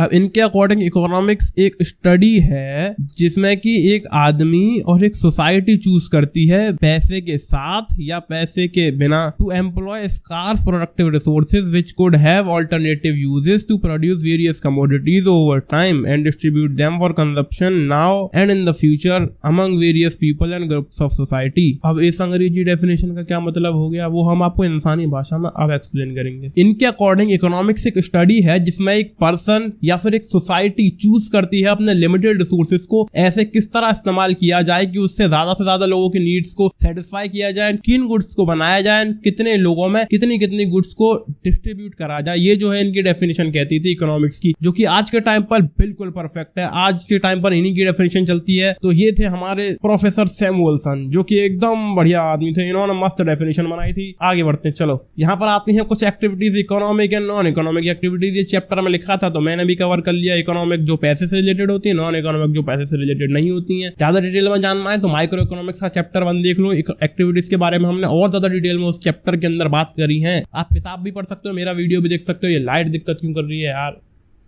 हाँ ठीक हो गई। यहाँ पर कुछ इंपॉर्टेंट टर्म्स ऑफ इकोनॉमिक्स आ जाते हैं, जो कि पहला है कंज्यूमर। कंज्यूमर वो होता है जो गुड्स एंड सर्विसेज का इस्तेमाल करता है अपनी वांट्स के सेटिस्फेक्शन के लिए। दूसरा आदमी होता है प्रोड्यूसर। प्रोड्यूसर वो होता है जो गुड्स एंड सर्विसेज को प्रोड्यूस करता है, यानी कि बनाता है प्रॉफिट कमाने के लिए, पैसा कमाने के लिए, इनकम जनरेट करने के लिए। तीसरा आता है सर्विस होल्डर। सर्विस होल्डर वो होता है जो किसी कंपनी के लिए, किसी ऑर्गेनाइजेशन के लिए काम करता है जिससे कि उसको पैसा मिले in the form of ways और सैलरी। एंड चौथा आदमी होता है सर्विस प्रोवाइडर, जो कि फीस के लिए काम करता है। For an example doctor, teacher, lawyer etcetera, ये लोग होते हैं सर्विस प्रोवाइडर। थोड़ा आगे चलेंगे, ये लास्ट टॉपिक है जो कि है सब्जेक्ट मैटर ऑफ इकोनॉमिक। अब यहाँ पे 5 पॉइंट्स हैं: consumption, production, exchange, distribution and public finance. Consumption के अंदर हम पढ़ते हैं वांट्स, उनका ओरिजिन, उनका नेचर एंड उनके कैरेक्टर्स एंड वो लॉज जो उनको गवर्न कर रहे हैं। यानी कि वांट्स क्या होते हैं, वो कहाँ से आते हैं, उनका नेचर क्या होता है, उनके कैरेक्टरिस्टिक्स क्या होते हैं, उनको कौन से लॉज गवर्न करते हैं, ये सब हम कंजप्शन के अंदर पढ़ते हैं। और प्रोडक्शन की अगर हम बात करेंगे, यहाँ पे हम पढ़ते हैं इसका मतलब, इसके बेसिक फीचर्स, इसके भी गवर्निंग लॉज। जो तीसरा पॉइंट है हमारा एक्सचेंज, जिसके अंदर हम पढ़ते हैं price determination through the forces of demand and supply. Demand and supply का हिसाब किताब लगा के प्रोडक्ट का प्राइस डिटर्मिनेशन, कौन सी चीज कितने रुपए की होगी, कितने रुपए में बिकेगी, ये चीज जो है डिफाइन करी जाती है डिमांड एंड सप्लाई को देखकर। अब यहाँ पर चौथा पॉइंट आ जाता है, वो है डिस्ट्रीब्यूशन, यानी distribution of production among factors of production, namely land, labour, capital and entrepreneur in the form of rent, wages, interest and profit. अब देखो हमारे फैक्टर्स ऑफ प्रोडक्शन 4 होते हैं, जिनमें पहला है लैंड, दूसरा है लेबर, तीसरा है कैपिटल एंड चौथा है एंटरप्रेन्योर। लैंड बोले तो वो जमीन जिसके ऊपर हम काम शुरू कर रहे हैं अपना। लेबर वो लोग जो उस जमीन के ऊपर काम करते हैं, जो हमारे लिए वर्क करते हैं। तीसरा आता है कैपिटल। कैपिटल बोले तो पैसा। और एंटरप्रेन्योर यानी कि उस पूरी कंपनी का, उस पूरे सिस्टम का मालिक, जो उसको पूरे को रन कर रहा होता है, उसी के ऑर्डर चलते हैं पूरे सिस्टम में। जो लेबर है वो भी उसी की बात मानती है, पैसे को भी वही मैनेज करता है, लैंड को भी जो है वही मैनेज करता है। अब ये डिस्ट्रीब्यूशन ऑफ प्रोडक्शन क्या है, यहाँ पर देखो 4 चीजें होती हैं: rent, wages, interest and profit. Rent बोले तो जमीन का जो हमें किराया देना होता है वो। वेजेस वो होती है जो हम लेबर को अपने पैसा देते हैं, सैलरी देते हैं। एंड इंटरेस्ट होता है वो जो हमें पैसे पर इंटरेस्ट मिलता है हमारे कैपिटल के ऊपर। एंड चौथा प्रॉफिट, जो कि है एक एंटरप्रेन्योर जो लास्ट में पैसा अर्न करता है, उसे हम कहते हैं प्रॉफिट। ये सब हम पढ़ते हैं डिस्ट्रीब्यूशन के अंदर। यहाँ पर लास्ट पॉइंट आ जाता है जो कि है पब्लिक फाइनेंस। यहाँ पे हम स्टडी करते हैं income and expenditure of the government. Public finance बोले तो जो गवर्नमेंट करती है पब्लिक के लिए काम, जो भी पैसा वैसा रहता है गवर्नमेंट के पास, गवर्नमेंट की इनकम एंड गवर्नमेंट का एक्सपेंडिचर, उनके खर्चे वगैरह, उन सबको हम स्टडी करते हैं पब्लिक फाइनेंस के अंदर। इसी के साथ आपका ये स्टैटिस्टिक्स फॉर इकोनॉमिक्स का चैप्टर 1 खत्म हो जाता है। स्टैटिस्टिक्स चैप्टर नंबर 2, जिसका नाम है meaning, scope and importance of statistics. So let's begin. इसका मीनिंग सबसे पहले जान लेते हैं। देखो अलग अलग लोगों के लिए जो है इसका अलग अलग मीनिंग हो सकता है। जैसे कि क्रिकेट फैन के लिए अलग होगा, एनवायरमेंटलिस्ट के लिए अलग होगा, वेदर डिपार्टमेंट के लिए अलग, और एक शेयर ब्रोकर के लिए अलग। अब क्या क्या मतलब हो सकते हैं वो भी जान लेते हैं। देखो सबसे पहले क्रिकेट फैन की बात करेंगे तो क्रिकेट फैन के लिए जो स्टैटिस्टिक्स है वो हो सकती है numerical info and data relating to the runs scored by cricketer. किसी क्रिकेटर ने कितने रन स्कोर करे किस किस मैच में, उसका पूरा डेटा उसके लिए स्टैटिस्टिक्स होगा। बात करेंगे शेयर ब्रोकर के लिए स्टैटिस्टिक्स क्या होता है, तो वहां पर वो बात करेगा शेयर प्राइसेस की over a period of time. Shares के प्राइसेस कब ऊपर गए, कब नीचे गए, पास्ट की पूरी जो इन्फॉर्मेशन है, पूरा जो डेटा है, वो एक शेयर ब्रोकर के लिए स्टैटिस्टिक्स है। अब बात करोगे गेमर की, तो उन्होंने टोटल मैचेस कितने खेले, टोटल विन्स कितने किए, उसका KD रेशियो कितना था, यानी कि किल डेथ रेशियो। रुको कहाँ कीड़ी वीडी देखने जा रहे हो क्या अपनी? भाई साहब वीडियो के बाद में देखना, अभी इसको कंटिन्यू करते हैं। अगर हम बात करेंगे एक यूट्यूबर के लिए स्टैट्स क्या हो सकते हैं, तो वो हो सकते हैं उसके सब्सक्राइबर काउंट, किसी पर्टिकुलर वीडियो पे, पर्टिकुलर दिन पे, पर्टिकुलर महीने के टोटल व्यूज, या फिर अर्निंग्स फ्रॉम अ वीडियो। इस तरह से अर्निंग, सब्सक्राइबर्स, व्यूज जैसी चीजों को काउंट करना, उसका जो एक सिस्टमैटिक डेटा है वो स्टैटिस्टिक्स हो सकता है एक यूट्यूबर के लिए। बाकी स्टैटिस्टिक्स सिर्फ एक साइंस नहीं है, but it also includes all type of quantitative analysis, क्योंकि ये सिर्फ साइंस नहीं है, इसमें मैथमेटिक्स भी होती है, नंबरों की बातें बहुत ज्यादा होती हैं, क्वांटिटेटिव एनालिसिस होते हैं इसके अंदर। इसके बारे में और डिटेल में जानेंगे तो क्वांटिटेटिव और क्वालिटेटिव में अंतर क्या होता है ये जान लेते हैं। देखो, क्वालिटेटिव वो चीज है जो एक्सप्रेस करी जा सकती है नंबर्स के अंदर, जैसे कि marks in a exam, score in a game, Heights of people etcetera. Qualitative क्या होता है जो कि नंबरों में एक्सप्रेस नहीं किया जा सकता, जैसे कि ऑनेस्टी, ब्यूटी, इंटेलिजेंस एटसेट्रा। आगे चलेंगे, इसके मतलब की बात करेंगे तो दो तरह से हमें इसके मतलब बताए गए हैं, in singular sense and in plural sense. Plural sense, singular sense में देखो ये होता है collection, organisation, presentation, analysis and interpretation of numerical data, यानी कि न्यूमेरिकल डेटा को पहले कलेक्ट करना, फिर ऑर्गेनाइज करना, उसको प्रेजेंट करना, उसका एनालिसिस करना एंड फिर उसका इंटरप्रिटेशन करना, यानी कि उसका एक्चुअल यूज कर पाना। इसको हम कहते हैं स्टैटिस्टिक्स इन सिंगुलर सेंस। बाकी बात करेंगे प्लूरल सेंस में इसका क्या मतलब है, तो यहाँ पे बात होती है एग्रीगेट्स के बारे में, यानी कि बड़ी बड़ी क्वांटिटीज के बारे में। Aggregates of facts affected to a market extend by multiplicity of causes, जो कि न्यूमेरिकली एक्सप्रेस किए जाते हैं और एस्टिमेटेड किए जाते हैं according to reasonable standards of accuracy, collected in a systematic manner for predetermined purpose, किसी प्रीडिटरमाइंड पर्पस के लिए उसको यूज किया जाता है, and placed in relation to each other, एक दूसरे के साथ रिलेशन बना के उनको प्लेस कर दिया जाता है। एग्जांपल इसका ले सकते हैं, data relating to aggregate percentage of 5 toppers of class 10th of a school, एक स्कूल के 10वीं क्लास के 5 टॉपर्स का जो ओवरऑल परसेंटेज है वो आ सकती है प्लूरल सेंस में, स्टैटिस्टिक्स उसको कहा जा सकता है। यहाँ पे थोड़ा और आगे चलोगे, इन दोनों में कंपैरिजन एग्जैक्टली जान लेते हैं, इन दोनों में एक्चुअली क्या डिफरेंस है। देखो, जो प्लूरल सेंस है वो डील करता है न्यूमेरिकल इन्फो के साथ, वेयरएज जो सिंगुलर सेंस में स्टैटिस्टिक्स है वो है एक body of various methods and tools, इसके अंदर वेरियस मेथड्स एंड टूल्स होते हैं डेटा को स्टडी करने के लिए, कलेक्ट करने के लिए एटसेट्रा। बाकी देखो, प्लूरल सेंस में जो है ये डिस्क्रिप्टिव इन नेचर होता है, एंड सिंगुलर सेंस में जो है ये बेसिकली एक टूल ऑफ एनालिसिस है जिससे एनालाइज किया जा सके उस डेटा को। सिंगुलर सेंस में सिर्फ यही है इसका काम। बाकी प्लूरल सेंस में ये जो है ऑफन रॉ स्टेट में होता है, रॉ स्टेट में ज्यादातर होता है एंड उसको ऑर्गेनाइज किया जाता है। सिंगुलर सेंस में जब हम स्टैटिस्टिक्स का इस्तेमाल करेंगे तो उस चीज को प्रोसेस किया जाएगा रॉ डेटा को, एंड जब उससे कुछ यूजेबल बनाया जाएगा डेटा का। बाकी प्लूरल सेंस में जो है क्वांटिटेटिव होता है, एंड सिंगुलर सेंस में ये बस एक ऑपरेशनल टेक्निक है। थोड़ा और आगे चलोगे तो इसके कुछ फंक्शंस की बात कर लेते हैं। फंक्शंस ऑफ स्टैटिस्टिक्स, तो सबसे पहले है टू सिंप्लीफाई कॉम्प्लेक्स फैक्ट, यानी कि जो भी फैक्ट्स होते हैं, जो रॉ डेटा होता है बहुत ही ज्यादा कॉम्प्लेक्स होता है ऐसे तो स्टडी करने में, लेकर अगर हम उसे ही एक प्यारे से ग्राफ पर प्लॉट कर देंगे तो चीजें ज्यादा अच्छे से समझ में आने लगेंगी हमको, वो जो है काफी सिंप्लीफाई हो जाएंगे। फैक्ट्स को डेफिनेट फॉर्म में जो है प्रेजेंट किया जा सकता है, उनके बीच में कंपेरिजन किया जा सकता है, फैसिलिटेट किया जा सकता है प्लानिंग एंड पॉलिसी फॉर्मुलेशन को, यानी कि पॉलिसीज बनाने के लिए हमारे पास डेटा जो बहुत ज्यादा होता है रॉ फॉर्म में। अब जब उसे एक सिस्टमैटिक तरीके से प्लॉट कर देंगे तो वो चीज जो है ज्यादा अंडरस्टैंडेबल होगी एंड ज्यादा मदद हमको मिलेगी पॉलिसीज वगैरह बनाने के लिए। खैर, मैं तो पॉलिसीज नहीं बना रहा हूँ, गवर्नमेंट को पॉलिसीज बनानी होती हैं तो उनको इसका ये यूज होता है। बाकी फॉरकास्टिंग में इसकी मदद ली जा सकती है, जैसे कि पिछले कुछ दिनों का, कुछ हफ्तों का वेदर कैसा रहा, कितना टेम्परेचर था, कितनी ह्यूमिडिटी थी, इन सब चीजों को जानकर थोड़ा बहुत प्रेडिक्शन किया जा सकता है कि फ्यूचर के आने वाले कुछ दिनों में क्या हो सकता है वेदर में। तो ये चीज जो है करी जा सकती है जब डेटा को सिस्टमैटिक तरीके से प्लॉट किया जाएगा। बाकी हो सकता है formulation and testing of hypothesis, यानी कि कोई हाइपोथेटिकल सिचुएशन बनाए हम और उसे ग्राफ के ऊपर प्लॉट कर दें, उसको एक सिस्टमैटिक मैनर में लिख दें स्टैटिस्टिक्स के तरीके से, तो उस चीज को समझा जा सकता है, उसका कुछ यूज किया जा सकता है सच में। बाकी इंडिविजुअल नॉलेज को जो है एनलार्ज किया जा सकता है एंड एक्सपीरियंस को भी एनलार्ज किया जा सकता है। कोई भी आदमी को नॉलेज है वो उस चीज को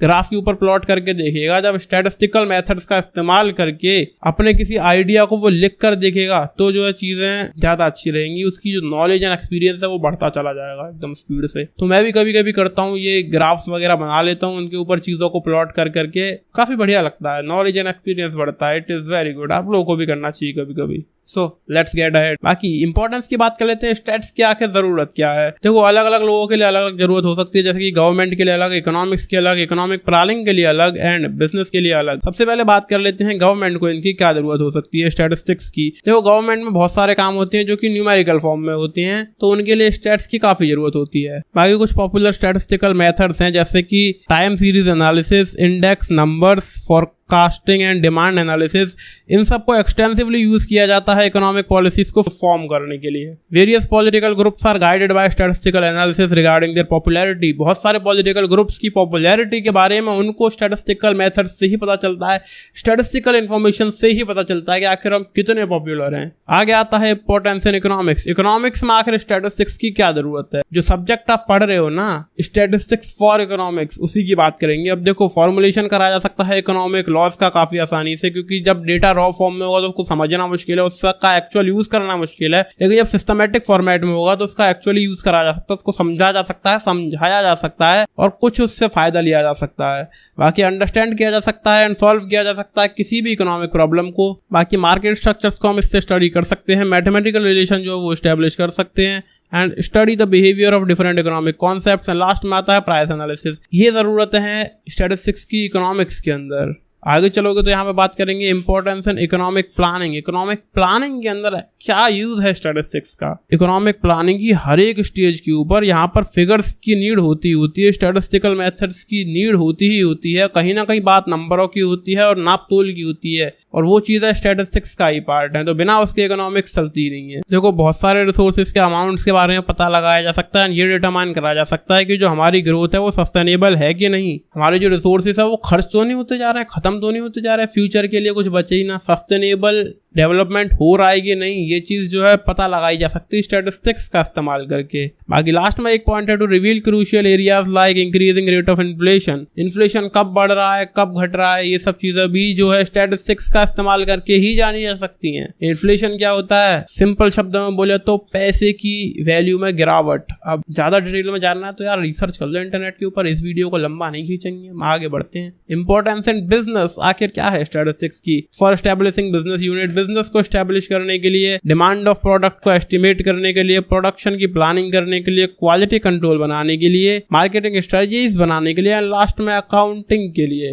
ये कुछ यूजेस हैं ऑफ स्टैटिस्टिक्स इन बिजनेस। अब लास्ट टॉपिक रहता है जो कि है लिमिटेशन ऑफ स्टैटिस्टिक्स। क्योंकि मैं आपसे अपने हर वीडियो में बोलता हूँ, कोई भी चीज परफेक्ट नहीं होती, सबके अंदर कुछ ना कुछ कमी रह ही जाती है। तो स्टैटिस्टिक्स के अंदर भी कुछ कमियां हैं। ये जो है देखो, क्वालिटेटिव फेनोमेना को स्टडी नहीं करता है, यानी कि यहाँ पर बात सिर्फ नंबरों में होती है, विशेषताओं में नहीं। आप कितने सुंदर हो, कितने समझदार हो, इसकी बात यहाँ पर नहीं होगी। आपका IQ कितना है, आपकी उम्र कितनी है, आपकी हाइट कितनी है, आपके मार्क्स कितने आते हैं, इन चीजों की बात ही सिर्फ स्टैटिस्टिक्स कर सकता है। ये ब्यूटी को नहीं नाप सकता, लेकिन हाइट को नाप सकता है। बाकी इंडिविजुअल्स से ये बात नहीं करते ये सिर्फ एग्रीगेट्स को स्टडी करता है। बहुत सारी इन्फॉर्मेशन जब होती है ना, तभी स्टैटिस्टिक्स काम का है। किसी एक आदमी कि सिर्फ एक छोटी सी चीज की आप बात करोगे तो स्टैटिस्टिक्स उसमें कुछ काम नहीं करती। जैसे कि इस समय आपकी हाइट कितनी है, अब उसमें स्टैटिस्टिक्स के क्या लेना देना, लेकिन आपकी पिछले सालों में कितनी हाइट रही है, कितनी बढ़ती रही कि नहीं, उस चीज को जब आप स्टडी करोगे, कई साल का डेटा जब आप लाओगे, एग्रीगेट डेटा जब वो हो जाएगा, तभी इसका यूज है। लेकिन आप सिर्फ एक साल में दिखा दोगे कि हाँ इस समय मेरी हाइट इतनी है, तो क्या करोगे? स्टैटिस्टिक्स का मतलब क्या यूज है वहां पे? तो जो है इंडिविजुअल्स की बातचीत यहाँ पर नहीं होती, सिर्फ एग्रीगेट्स की ही बात होती है। जब तक डेटा बहुत सारा नहीं होगा तब तक इसका कोई काम नहीं है। बाकी इसको मिसयूज बहुत आराम से करा जा सकता है, क्योंकि किसी भी खराब से खराब इन्फॉर्मेशन को, गलत से गलत इन्फॉर्मेशन को आप अच्छे तरीके से प्रेजेंट करके दिखा दो लोगों को, पीपल विल बिलीव यू। बाकी रिजल्ट्स जो है वो ट्रू कभी कभी होते हैं। स्टैटिस्टिकल लॉज जो है वो एग्जैक्ट नहीं होते, वो बदलते रहते हो, तो इसलिए यहाँ पर झोल झाल होते हैं स्टैटिस्टिक्स के अंदर भी। बाकी जो सिर्फ एक्सपर्ट्स हैं वही इसका बेस्ट पॉसिबल यूज कर सकते हैं, क्योंकि हर आदमी स्टैटिस्टिक्स को इस्तेमाल नहीं कर सकता। उसके लिए एक बहुत अच्छी नॉलेज चाहिए होती है स्टैटिस्टिक्स की। जितनी अच्छी आपको नॉलेज होगी उतना अच्छा आप उसका इस्तेमाल कर पाओगे, उतना ज्यादा आप उससे आउटपुट निकाल पाओगे। बाकी हम और आप इसके बारे में ज्यादा नहीं जानते तो बहुत कुछ नहीं उखाड़ सकते इससे। बाकी जो स्टैटिस्टिकल डेटा है वो यूनिफॉर्म होना चाहिए एंड होमोजेनस होना चाहिए। होमोजेनस और हेटेरोजेनस के बारे में हमने क्लास 6 में पढ़ा था साइंस के अंदर। होमोजेनस मतलब जिसमें मिलावट ना हो, एंड हेटेरोजेनस जिसके अंदर मिलावट हो। अब मिलावट का स्टैटिस्टिक्स के क्या लेना देना, वो भी हम आपको बताते हैं। स्टैटिस्टिक्स में इस तरह हम कह सकते हैं कि किसी एक चीज के डेटा की ये बात हो कि दो चीजों की नहीं। फॉर एन एग्जाम्पल, किसी यूट्यूबर के सब्सक्राइबर और किसी नॉर्मल पर्सन की हाइट, या फिर किसी सिटी का वेदर फोरकास्ट। तो क्या आप इन तीनों चीजों को एक ही ग्राफ के ऊपर प्लॉट कर सकते हो? बिल्कुल नहीं कर सकते आप। मतलब सब्सक्राइबर्स जो है वो नंबरों में होते हैं, बोले तो नेचुरल नंबर्स में होते हैं, लेकिन जो हमारा वेदर है वो सेल्सियस में होगा, डिग्री फ़ारेनहाइट में होगा। तो क्या सब्सक्राइबर्स आपके डिग्री फ़ारेनहाइट में होते हैं? बिल्कुल भी नहीं होते। क्या आपकी हाइट डिग्री फ़ारेनहाइट में होती है? तो उन चीजों को एक साथ नहीं रख के नापा जा सकता। ये जो है होमोजीनस इन्फॉर्मेशन ही होनी चाहिए। हाइट है तो हाइट की बात होगी, सेंटीमीटर में, मीटर में हाइट नापी जाएगी। और जब टेम्परेचर नापा जाएगा तो वो डिग्री सेल्सियस में, डिग्री फ़ारेनहाइट में नापा जाएगा। हाइट और टेम्परेचर एक साथ नहीं रखे जा सकते, क्योंकि हाइट डिग्री फ़ारेनहाइट में नहीं हो सकती और जो टेम्परेचर है वो सेंटीमीटर में नहीं हो सकता। बस इसी के साथ आपका ये चैप्टर खत्म हो जाता है। क्लास 11 स्टैटिस्टिक्स चैप्टर नंबर 2, जिसका नाम है collection of data. So without any further delay let's begin. इस चैप्टर के कुछ इंपॉर्टेंट टर्म्स के बारे में बात करेंगे जो कि आपको काफी मदद करेंगे इस चैप्टर को लास्ट तक पढ़ते समय। जब आप इस चैप्टर को पढ़ोगे तो काफी सारे टर्म्स ऐसे आएंगे जिसमें आपका दिमाग कंफ्यूज हो जाएगा। तो पहले उनके मतलब जान लो। सबसे पहले इन्वेस्टिगेटर। इन्वेस्टिगेटर वो पर्सन होता है जो कि इंटरव्यू लेता है। रिस्पोंडेंट वो पर्सन होता है जो कि इंटरव्यू देता है। सर्वे is a method of gathering information from individuals. जब बहुत सारे इंडिविजुअल से इन्फॉर्मेशन कलेक्ट करी जाती है तो उस ओवरऑल प्रोसेस को कहा जाता है सर्वे। इस वर्ड से आप पहले भी फेमिलियर होंगे। अगला पॉइंट है इंक्वायरी। इंक्वायरी यानी कि किसी से सवाल जवाब करना। इस वर्ड से भी आप पहले ही फेमिलियर होंगे। एक और वर्ड है डेटा। इस वर्ड से भी आप पहले फेमिलियर होंगे, लेकिन स्टैटिस्टिक्स के अंदर इसका थोड़ा सा डिफरेंट मीनिंग है। Data is a tool which helps in understanding problems by providing information. Statistics के अकॉर्डिंग डेटा एक टूल है जो कि हमारी मदद करता है किसी प्रॉब्लम को अंडरस्टैंड करने में बाय प्रोवाइडिंग इन्फॉर्मेशन। एंड इस चैप्टर का भी नाम है कलेक्शन ऑफ डेटा, जो कि बेस्ड है एक प्रोसेस के ऊपर जिसको हम कहते हैं COPAI, COPAI. Collection, organisation, presentation, analysis and interpretation of data. तो सबसे पहला स्टेप यहाँ पर चल रहा है जो कि है कलेक्शन ऑफ डेटा। अब देखो, डेटा के कुछ सोर्सेस के बारे में बात करेंगे। दो सोर्स हैं, primary sources and secondary sources. अब फॉर एन एग्जांपल, दो कंपनियां हैं, company A and company B. इन दोनों ही कंपनियों को जरूरत पड़ी पब्लिक की इंफॉर्मेशन की। पब्लिक के बारे में इन्हें कुछ जानना हुआ तो कंपनी ए ने क्या करा, एक सर्वे कंडक्ट कराया और बहुत सारे लोगों से सवाल जवाब करके अपने पास इंफॉर्मेशन लेकर के आए। बोले तो डेटा लेकर के आए। तो इनके लिए जो डेटा था वो था प्राइमरी डेटा, प्राइमरी सोर्स से आया हुआ, क्योंकि इनकी खुद की कंपनी ने सर्वे करवाया। जब इनके पास डेटा आया यानी कि प्राइमरी सोर्स से आया। अब कंपनी बी को जब जरूरत पड़ी इन्फॉर्मेशन की तो इन्होंने क्या करा, कंपनी ए के डेटा का इस्तेमाल कर लिया। तो इनके पास जो डेटा आया वो आया कंपनी ए के सर्वे की साइड से। कंपनी ए ने जब सर्वे करा था उसका डेटा कंपनी बी ने इस्तेमाल कर लिया, यानी कि इनके लिए जो डेटा था वो सेकेंडरी सोर्स से आया। अब अगला टॉपिक है प्रिपरेशन ऑफ इंस्ट्रूमेंट। इंस्ट्रूमेंट बोले तो वो इंस्ट्रूमेंट जो कि हमारी मदद करता है डेटा को कलेक्ट करने के लिए। तो मोस्ट कॉमनली यूज्ड हमारा इंस्ट्रूमेंट जो है उसे हम कहते हैं क्वेश्चनियर। क्वेश्चनियर एक डॉक्यूमेंट होता है जिसके अंदर बहुत सारे सवाल लिखे हुए होते हैं हमारे रिस्पोंडेंट के लिए। अब देखो, यहाँ पर कुछ पॉइंट्स है जो कि हमें ध्यान में रखने पड़ते हैं व्हाइल प्रिपेयरिंग अ क्वेश्चनियर। सबसे पहले क्वेश्चनियर बहुत लंबा नहीं होना चाहिए, क्वेश्चंस की संख्या बहुत ज्यादा नहीं होनी चाहिए, जो है उसके अंदर शब्द हैं वो डिफिकल्ट नहीं होने चाहिए, एम्बिगियस नहीं होने चाहिए। जो हमारा क्वेश्चनियर है वो काफी इजी टू अंडरस्टैंड होना चाहिए रिस्पोंडेंट के लिए, जिससे कि वो सवाल के जवाब देने में इंटरेस्टेड रहे। वरना तो उसे अजीब अजीब शब्द जब देखेंगे, उसे पल्ले नहीं पड़ेंगे तो वो जवाब नहीं देगा, वो इंटरेस्टेड रहेगा ही नहीं उसके जवाब देने में। तो हमारा जो क्वेश्चनियर है वो काफी इजी टू अंडरस्टैंड होना जरूरी है। जो हमारे क्वेश्चन है वो अरेंज होने चाहिए in an order such that the person answering should feel comfortable. जो आदमी आंसर कर रहा है उस क्वेश्चनियर के सवालों को, उसको कंफर्टेबल फील हो, इस ऑर्डर में उन क्वेश्चंस को अरेंज करा जाना चाहिए। मान लो हमें सवाल करना है रिस्पोंडेंट से कि आपके ऊपर क्या असर हो रहा है पेट्रोल के प्राइसेस बढ़ जाने से। तो अगर हम क्वेश्चनियर कुछ इस तरह बनाएंगे कि पहले क्वेश्चन में तो हम लिख रहे हैं पेट्रोल के प्राइस बढ़ने से आपके ऊपर क्या असर हो रहा है, दूसरे क्वेश्चन में हम लिख रहे हैं कि आपका नाम क्या है, तो ये तो अटपटा मामला बैठेगा, है ना। तो पहला क्वेश्चन हम ये करें कि आपका नाम क्या है और दूसरा क्वेश्चन हम ये करें कि पेट्रोल के प्राइस बढ़ने से आप पे क्या असर हो रहा है। ये एक सिस्टमैटिक तरीका होगा। अब देखो, modes of collection of data के बारे में बात करेंगे। तीन तरीके हमें बताए गए हमारे सिलेबस के अंदर जिससे कि डेटा का कलेक्शन किया जाता है। Personal interviews, mailing surveys and telephonic interviews. Personal interviews की बात करेंगे तो यहाँ पर क्या होता है, एक इन्वेस्टिगेटर रिस्पोंडेंट के घर पर जाता है, उससे 1-to-1 कॉन्वर्सेशन करता है, तब इन्फॉर्मेशन कलेक्ट करता है, उसे कहते हैं पर्सनल इंटरव्यू। इसके कुछ फायदों के बारे में बात करेंगे तो एक पर्सनल कॉन्टेक्ट बन जाता है इन्वेस्टिगेटर और रिस्पोंडेंट के बीच में, जिससे कि जो हमारा रिस्पोंडेंट है वो काफी कंफर्टेबल फील करता है हर सवाल का जवाब देने में। और एक्सप्लेनिंग द स्टडी एक अगला पॉइंट है, यानी कि जो इन्वेस्टिगेटर है वो उस सर्वे के बारे में इंफॉर्मेशन अच्छे से प्रोवाइड कर सकता है हमारे रिस्पोंडेंट को। वो स्टडी को अच्छे से एक्सप्लेन कर सकता है कि ये स्टडी है हमारी, ये हमारा मोटिव है, ये हमारे सवाल हैं, जिससे कि कोई मिसअंडरस्टैंडिंग और मिसइंटरप्रिटेशन नहीं रहता उन लोगों के बीच में। साथ ही साथ आंसरिंग द क्वेरीज, यानी कि अगर हमारे रिस्पोंडेंट को कोई भी सवाल है उस सर्वे से रिलेटेड तो वो भी हमारा इन्वेस्टिगेटर जो है सभी क्वेरीज को क्लियर कर सकता है। और अदर इन्फॉर्मेशन भी कुछ निकाली जा सकती है। मान लो हमारे इन्वेस्टिगेटर को कुछ ज्यादा इन्फॉर्मेशन चाहिए रही रिस्पोंडेंट से तो वो भी निकलवाई जा सकती है उनसे कि हाँ यार बातों बातों में ये और बता दो वो और बता दो। अब इसके कुछ तो नुकसान होती हैं। देखो सबसे पहले तो ये बहुत एक्सपेंसिव होता है, बहुत ज्यादा हमें इन्वेस्टिगेटर चाहिए होते हैं लोगों के घर जा के पूछने के लिए, जो कि बहुत महंगा पड़ जाता है। रिक्वायर्स ट्रेंड एग्जीक्यूटिव, जितने भी एग्जीक्यूटिव है जितने भी इन्वेस्टिगेटर है हमारे, वो काफी ज्यादा अच्छे से ट्रेंड होने चाहिए, जिसमें बहुत पैसा भी खर्च होता है और इस चीज में बहुत लंबा समय भी लगता है, क्योंकि इतने सारे लोगों के घर जब भेजेंगे हम इन्वेस्टिगेटर्स को तो बहुत ज्यादा टाइम टेकिंग ये सब काम हो जाएगा। और एक और नुकसान है, presence of interviewer may inhibit respondents from saying what they really think. अब जैसा कि मैंने आपसे शुरुआत में कहा था ना कि हमारा जो रिस्पोंडेंट है वो कंफर्टेबल फील करता है हमारे इन्वेस्टिगेटर से बात करने में। कुछ केसेस में ऐसा भी हो सकता है कि सामने इन्वेस्टिगेटर को देख के, इंटरव्यूअर को देख के कोई इंसान नर्वस हो जाए, कोई रिस्पोंडेंट, तो अपने सवालों का जवाब अच्छे से ना दे पाए, जो वो एक्चुअली सोचता हो शायद वो ना बता पाए। अगला तरीका है हमारा मेलिंग क्वेश्चनियर्स। अब यहाँ पे क्या होता है, एक क्वेश्चनियर बनाया जाता है, एक डॉक्यूमेंट प्रिपेयर करा जाता है जिसके अंदर काफी सारे सवाल होते हैं और वो भेज दिया जाता है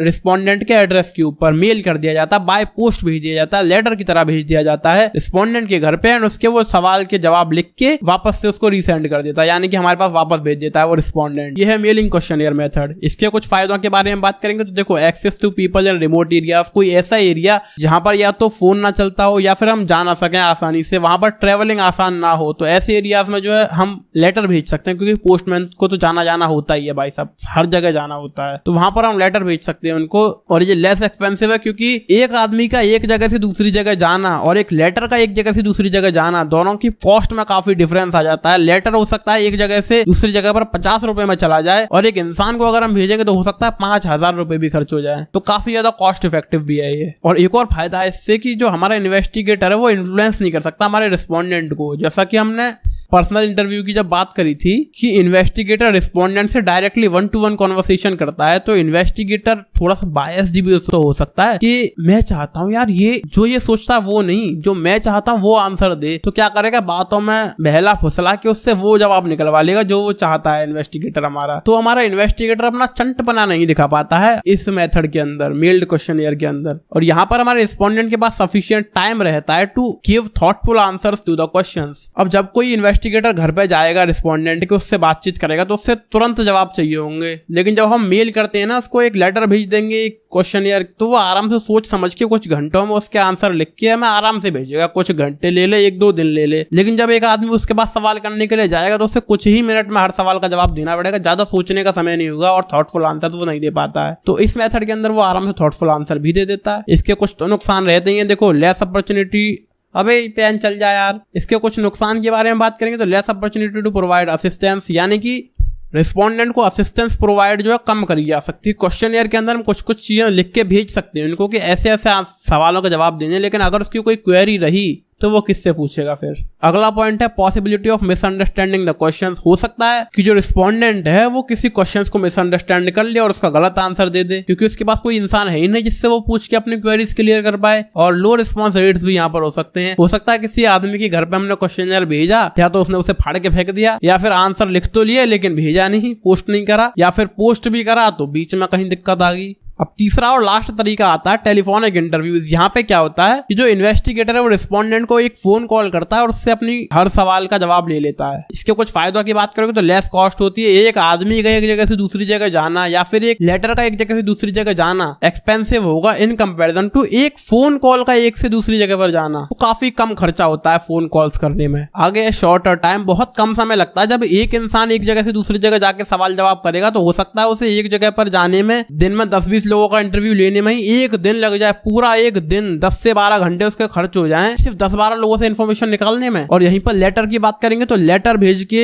उससे हमें इन्फॉर्मेशन चाहिए तो एक लेटर मान लो 3-4 दिन में उसके घर पे पहुंचा, फिर उसने जवाब दिया, फिर 3-4 दिन में वापस दिया, यानी कि 7 से 8 दिन हमें आराम से लग जाएंगे लेटर भेज के इन्फॉर्मेशन निकालने में। एक दिन पूरा लग जाएगा 10-12 लोगों से इन्फॉर्मेशन निकालने में अगर हम आदमी को भेजेंगे तो। लेकिन अगर हम फोन कॉल करेंगे तो हम सिर्फ और सिर्फ 5 से 10 मिनट में एक इंसान से पूरी इन्फॉर्मेशन निकालवा सकते हैं। तो ये काफी ज्यादा टाइम इफेक्टिव भी है, काफी ज्यादा कॉस्ट इफेक्टिव भी है। आगे आता है असिस्टेंस टू रिस्पोंडेंट। जो हमारा रिस्पोंडेंट है उसको अगर कोई भी सवाल है सर्वे से रिलेटेड कि आप ये क्यों पूछ रहे हैं, इस सवाल का जवाब हम कैसे दें, इन्वेस्टिगेटर उसकी क्वेरी को आराम से क्लियर कर सकता है फोन के ऊपर। और ये चीज बेटर हो जाती है जहां पर जो हमारे रिस्पोंडेंट है ना वो इन पर्सन जवाब देने में थोड़े से रिलक्टेंट फील करते हैं, यानी कि उन्हें नर्वस से हो जाते हैं, अरे यार ये आदमी आ गया अब इससे क्या बताऊं। लेकिन फोन पे वो सवालों के जवाब आसानी से दे देते हैं, तो यहाँ पर इसका फायदा है। अब इसके कुछ नुकसान के बारे में बात करेंगे तो एक्सेस टू लेस पीपल। कुछ लोग ऐसे भी हो सकते हैं जिनके पास मोबाइल फोन ही ना हो, तो उन तक तो पहुंचा ही नहीं जा सकता इस मेथड के थ्रू। ये सिर्फ इसका सिंगल नुकसान है, वैसे ये बेस्ट है तरीका। यहाँ पर एक टॉपिक है पायलट सर्वे। अब पायलट सर्वे के अंदर क्या होता है कि एक छोटे से ग्रुप के ऊपर स्टडी करी जाती है, ना कि पूरे बहुत बड़े ग्रुप के ऊपर। हमें एक सर्वे करना है जो कि पूरे देश के अंदर करना है। तो पहले हम क्या करेंगे कि कुछ लोगों से उन सवालों के जवाब निकलवाएंगे, वो क्वेश्चनर कुछ लोगों के पास भेजेंगे, जिससे कि हमें कुछ इन्फॉर्मेशन निकल के आ पाएगी और कुछ श्योरिटी मिल पाएगी कि ये चीज हमारे फायदेमंद रहने भी वाली है या फिर नहीं। तो इसके अंदर जब हमें 4 चीज पता चल जाएंगी, suitability of questions, clarification of instructions, performance of enumerators and cost and time required. कितना पैसा और कितना समय खर्च हो जाएगा इस पूरी स्टडी के अंदर, ये बस एक हम पता लगा सकते हैं एक छोटे से स्टडी के चलते। पूरा देश में सर्वे ना करवाकर एक छोटे एरिया में सर्वे करवाएं और छोटा मोटा उसके बारे में पता लगवाएं कि ये क्वेश्चन सही भी है कि नहीं, लोग कंफर्टेबल है भी है कि नहीं इनको बताने में, हमारा क्वेश्चनर का जो क्वेश्चंस के ऑर्डर है वो सही है कि नहीं, हमारे जो एन्यूमरेटर्स हैं, हमारे जो इन्वेस्टिगेटर्स हैं वो ढंग से काम कर रहे हैं कि नहीं, ये सब पता लगाया जा सकता है। आगे एक टॉपिक है हमारा सेंसस एंड सैंपल सर्वेज। ये 2 तरह के सर्वेज होते हैं, सेंसस एंड सैंपल। देखो सेंसस बोले तो पूरी पॉपुलेशन के ऊपर सर्वे करना, और सैंपल बोले तो पूरी पॉपुलेशन के एक छोटे पार्ट के ऊपर सर्वे करना, एक सैंपल के ऊपर सर्वे करना। अब देखो सेंसस सर्वे में तो पूरी पॉपुलेशन पर स्टडी करी जाती है, उसमें तो कोई चक्कर ही नहीं है। लेकिन जो हमारे सैंपल सर्वेज होते हैं ना, उसमें भी 2 तरह होते हैं, 2 तरह के होते हैं, ये रैंडम सैंपलिंग और नॉन रैंडम सैंपलिंग। अब देखो रैंडम सैंपलिंग में क्या होगा कि रैंडमली एक पूरे बड़े ग्रुप ऑफ पीपल में से एक छोटा ग्रुप चूज कर लिया जाता है, जिससे कि हम इन्फॉर्मेशन लेने वाले, जिससे हम इन्फॉर्मेशन को गैदर करेंगे, अपने सवाल भेजेंगे, उनसे जवाब मांगेंगे। अब आप सोचोगे कि आखिर ये रैंडमली चूज करते कैसे हैं। अब फॉर एन एग्जांपल कोई लोकेलिटी है जहां पर 300 हाउस होल्ड्स हैं और उसकी पूरी इन्फॉर्मेशन हमें चाहिए, लेकिन हमें करनी है यहाँ पर रैंडम सैंपलिंग। तो हमें क्या करना है, उसमें से 30 हाउस होल्ड्स को चूज करना होगा रैंडमली। अब ये रैंडमली करा कैसे जाएगा, तो हम 300 चिट्स बनाएंगे, 300 पेपर की स्लिप्स के ऊपर नाम लिखेंगे 300 के 300 हाउस होल्ड्स के, उनको एक बॉक्स के अंदर डाल देंगे और उसमें से ऐसे हिला डुला के रैंडमली 30 चिट्स निकालेंगे और जिनके भी नाम आएंगे उनसे हम जाके सवाल जवाब करेंगे। हो गया ना रैंडमली, इसे हम कहते हैं लॉटरी मेथड। और हमारी नॉन रैंडम सैंपलिंग के अंदर ये होता है कि यहाँ पर रैंडमली चीजों को चूज नहीं करा जाता है, वहां पे देखा जाता है कि सोसाइटी के अंदर कौन लोग ज्यादा पढ़े लिखे हैं, किनको ज्यादा इंफॉर्मेशन रह सकती है, किससे हमें सवाल करने चाहिए, कौन हमारे हिसाब के आंसर दे देगा। समझ रहे हो, नॉन रैंडम सैंपलिंग के अंदर लॉटरी मेथड का इस्तेमाल नहीं करते, अपने हिसाब से जो हमारे इन्वेस्टिगेटर है, हमारी जो एजेंसी है, वो अपने हिसाब से लोगों से सवाल करती है कि यहाँ पर 300 लोग हैं और इन 30 लोगों से हम पूछना चाहेंगे। ये है नॉन रैंडम सैंपलिंग। तो रैंडम वाली बढ़िया है। So that's it. Thank you so much for watching. Like, share, comment, subscribe and bye bye. प्यार पिछे ने 1000 मेरा गेरा किसे ना रिलेशन नहीं, ना आज कोई है ना कल कोई है, तेरे यार दा कोई कंपटीशन नहीं।